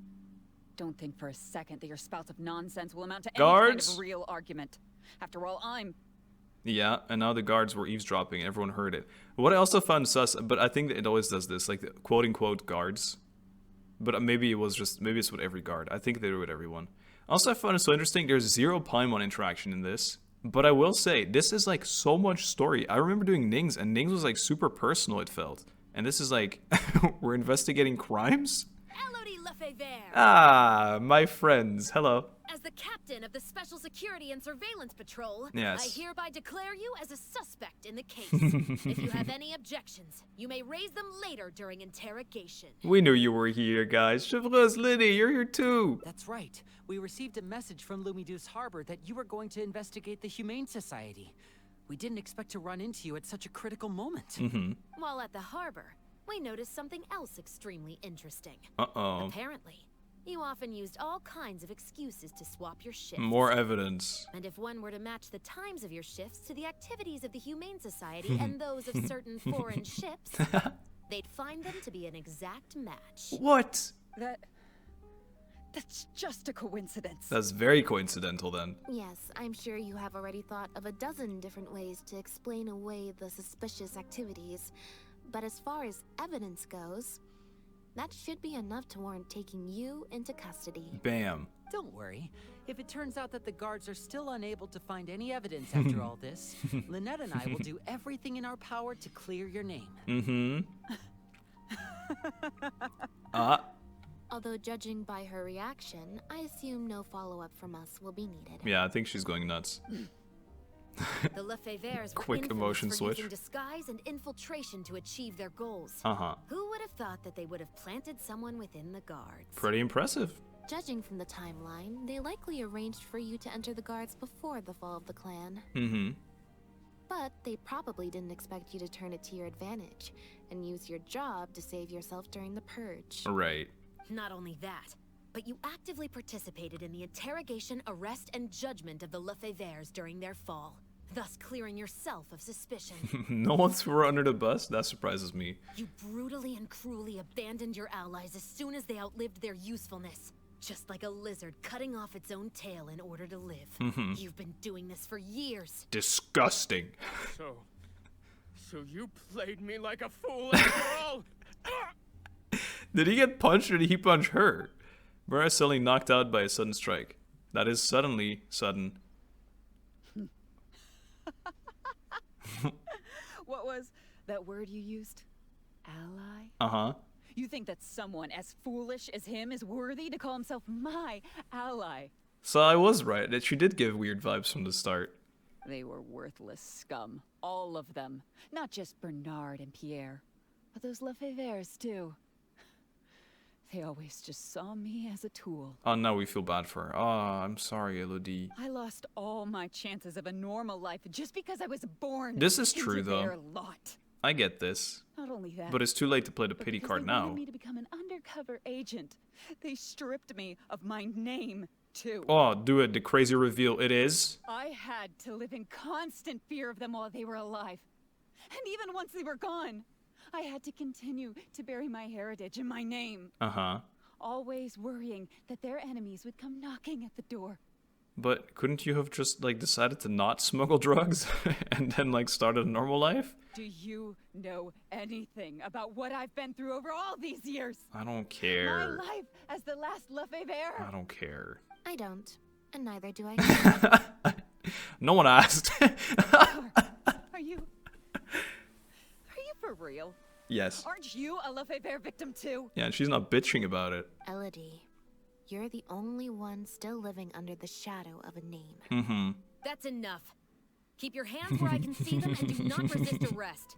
If you have more to say, save it for the interrogation room. Get her. What a joke. What a joke. Gun. Hey! Oh god, she has C4! Don't come any closer. Oh my god, it's makeshift explosive. Don't worry, it's fake. What's Walk that? up. It's a fake detonation tool. Device seems a bit odd. It's so fake, dude. Small device took out. Appears very crude, as if it's made out of paper mache. I've secretly planted loads of explosives in the Humane Society. Shut up. Just one step closer. Shut up. Yeah. Whether they're cats, dogs, or just unlucky. Oh, the creepy small eyes, dude. They'll all be blown up into smithereens. Okay, walk up. Surely you bunch of goody two-shoes won't let that happen, right? Just honestly, go. Me. Assist Lyney in deceiving Elodie. Launch a sneak attack while she's distracted. Persuasion. Try to convince her to surrender. Help chivalrous to intimidate. I wanna sneak attack. Oh, I got a +6 only. We gotta draw a 9. Okay, I need to feel the heat. Oh, the first one. This one feels really hot. Yep. I can feel it. I burned my hand a little bit. Sneak up, secret attack. I get to punch her. Without waiting for Elodie to finish her threats, you and Lynette strike. Boom! Absolutely destroyed, idiot. Hey! Don't do anything stupid! Guards! Gardamex! Did she punch? Sorry, we punch her. Before Elodie can finish giving her command, she's subdued by you and Lynette. Idiot. I love that we did that. Sorry, Bonnie. I didn't want you to have to see that. Phew. So I was right after all. Mm-hmm. It's easier to deal with the person causing the problem than the problem itself. Mm-hmm. What about that device she had? This is it. Looks like it's just a toy. Who would have thought? Really was just bluffing, huh? Guess that's probably why she suddenly flipped and knocked out Bernard. He probably knew that there were no explosives at the society. Yep. She also pretended like she had some villainous breakdown. And if she had no choice but to kill to escape her life. Well, given that she never even showed her face to Bernard and Pierre, I had my doubts that she'd have gone to the society in person to plant explosives. Sure, I just saw the toy, really. Thank you for your help, everyone. I'll take them back for thorough questioning. I would have laughed at her until she pressed it. I might need a few statements from everybody. Would you be able to come with me? Ah, please, fade to black this. I don't want to do this. If statements are all you need. Oh, thank you. For me too, please. Lyney provide them on my behalf. Lyney, please, please. I still need to go back and explain some things to the crew. I also had an appointment with the Traveler. Yeah. Before we got interrupted. We still haven't got our tea. Contemplation. What did she say again? I remember. Seems I already forgot. You mean when you said I could stop by your place? Ah, I remember. So you do remember. Of course I remember. Yes, I invited you to come over to our place. I know. Once I'm done talking with the troupe, I'll make a nice cup of tea and bring Bonnie to wait for you outside of my door. Great. Bonnie. Let's go, Bonnie. They're just laying there like slugs. Nah. This is like the least aesthetic thing I've ever seen. Let me trample them a little bit. That's all they deserve. Especially her. This guy just an idiot. He deserves a little bit of trampling too, though. Okay, sorry. Lyney. You must have spent a record-breaking amount of time in serious mode today. Right. I can't remember the last time I've seen you like this. Is it because of a special someone? Stop teasing. There's still a few things I'm curious about. How did Pierre get recruited into the scheme? Based on information that we found before, imitation synth was first circulated on a small scale in Fontaine before becoming a large-scale smuggling scheme. I'd assume that the first offerings of imitation synth came from what Pierre made in his early days. I see. He was recruited because he was not they knew he was the original maker. Operation, he was soon discovered by guard Elodie. Yeah. Elodie saw the opportunity to make a great profit in his work, and Dumbass. perhaps even the chance of making a new life for herself. She's crying. So she decided to cover his tracks. She started writing to him in Bernard's name, using what evidence she had compiled and the promise of enormous profits to blackmail him into cooperating with her. Unfortunately for her, she ran into Lynette. Idiot. Even though my sister doesn't like to focus too much on a regular day, serious mode Lynette is one of the most perceptive people I've ever known. That's crazy. I do really like the perceptive thing. You know, they could so make some kind of... They could add this into the whole game. It'd be so cool. Still, and like a skill tree and all that. Really saps her energy. Genshin, the I RPG. Need to go give some statements but on more. Her behalf, so I'll leave the recharging to you. Yeah. Whatever, dude. Whatever, Lyney. Didn't even ask. You can leave the rest of this to me. The other guards will be joining me shortly. Yeah. Don't worry, they won't have another chance to escape. There's still a few things I'm curious about. How did Elodie get her hands on the raw materials? I'm pretty sure, this is what the Melusine told us, that all the stuff that was like, all the contraband that was taken was being brought downstairs or something there. Pretty sure she just stole all that, no? The materials have many other regular uses outside of being used to make imitation I see. Never mind. So they're not immediately subject to being confiscated or destroyed. The harbor would usually just seize them for some time while the customs paperwork is filled out and approved. If approved, they'd be let through. And if not, they'd be returned to sender. Yeah. Elodie probably used the position to replace a portion of the shipment with something else before sending the whole shipment back to sender. Given that the foreign merchants who sent in the shipments were probably working with her in the first place, they likely just never reported the difference in what they sent and what they received. Yeah. We will, of course, continue to investigate the rest of the details of this case. Sure. Now that we've caught Elodie, figuring out the whole scheme should just be a matter of time. Yep. Oh, the lights turned on. That's me, I got an idea. Oh, I have an idea. Let's go to Lynette. Quote unquote, recharge with Lynette. That's what Lyney called it too. I'll leave the recharging to you. Do-do-dee-do-do-dee. Bam. Hey, friends. Black tea and a cute kitty. Truly the best combo for standby mode. Want some? Yes, please. A cute kitty, please.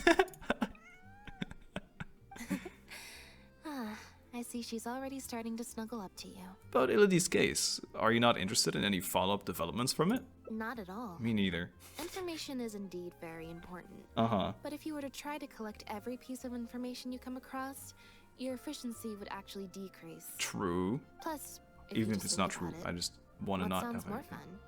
Writing a statement or enjoying a tea party? The tea party. Great answer. That'd be my pick too. Had we not run into that case, we could have spent the entire day like this. But now, I'm running low on both time and energy. Yeah, that's what it is. When you record a whole day, I feel it too. The key isn't how long you spend in standby mode.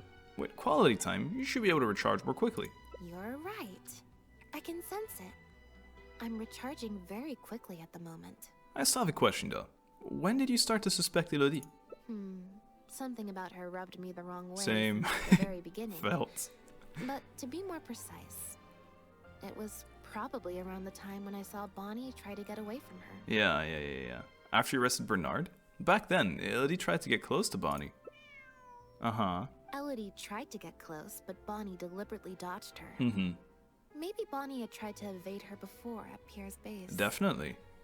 Or perhaps Bonnie just instinctively knew that she wasn't a good person. Well, she'd been fleeing the entire time. I think she'd be on like scared mode and you couldn't trust this person anyway.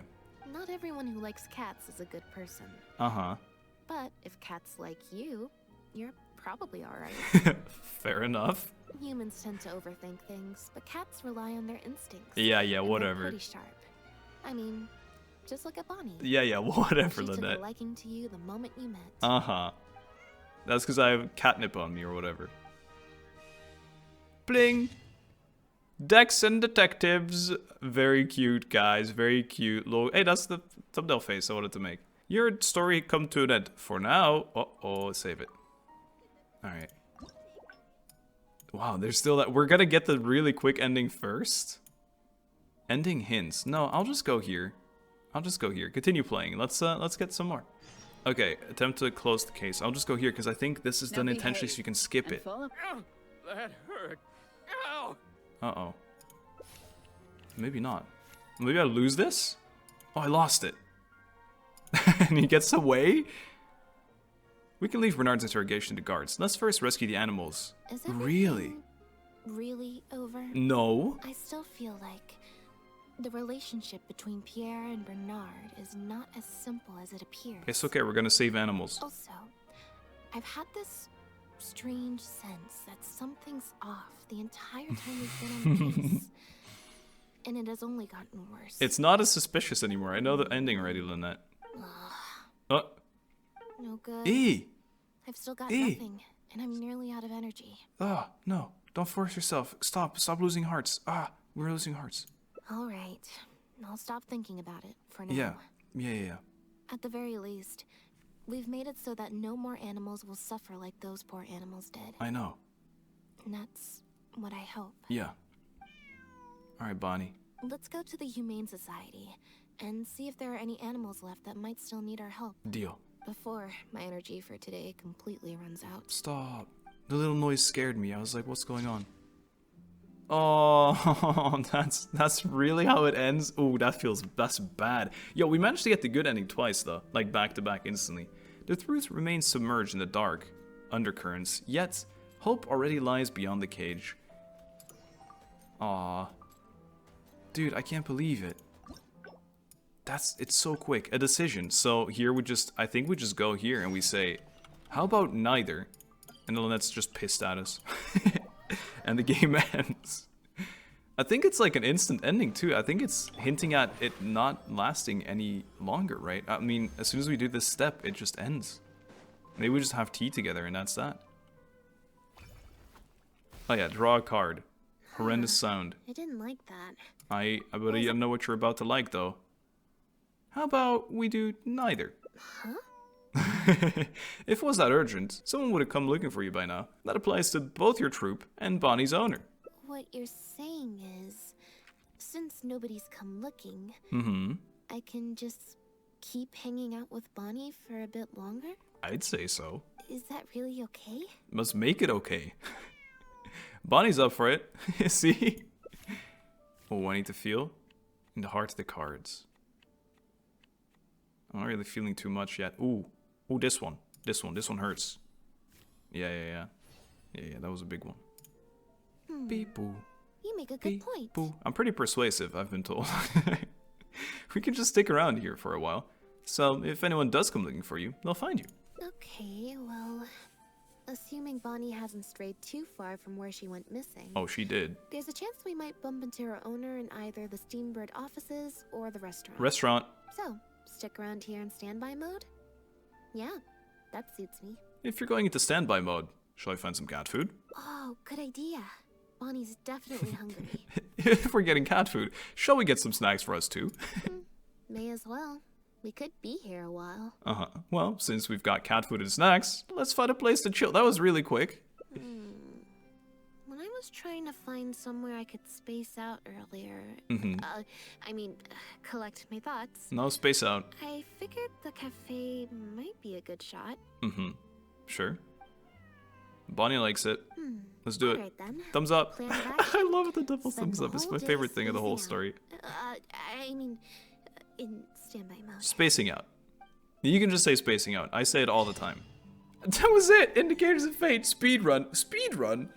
What do you get speedrun? I mean, this was a pretty quick one. Save. Doing nothing is the happiest thing. And you know what? I do kind of feel that way sometimes. And you know what else? This is the exact spot we introed at. And we're still here for the outro. This is all it is. Persuade Lynette to spend a leisurely, peaceful day with you. Speedrun. It actually is the quickest ending ever. Hey, everybody. I hope you enjoyed.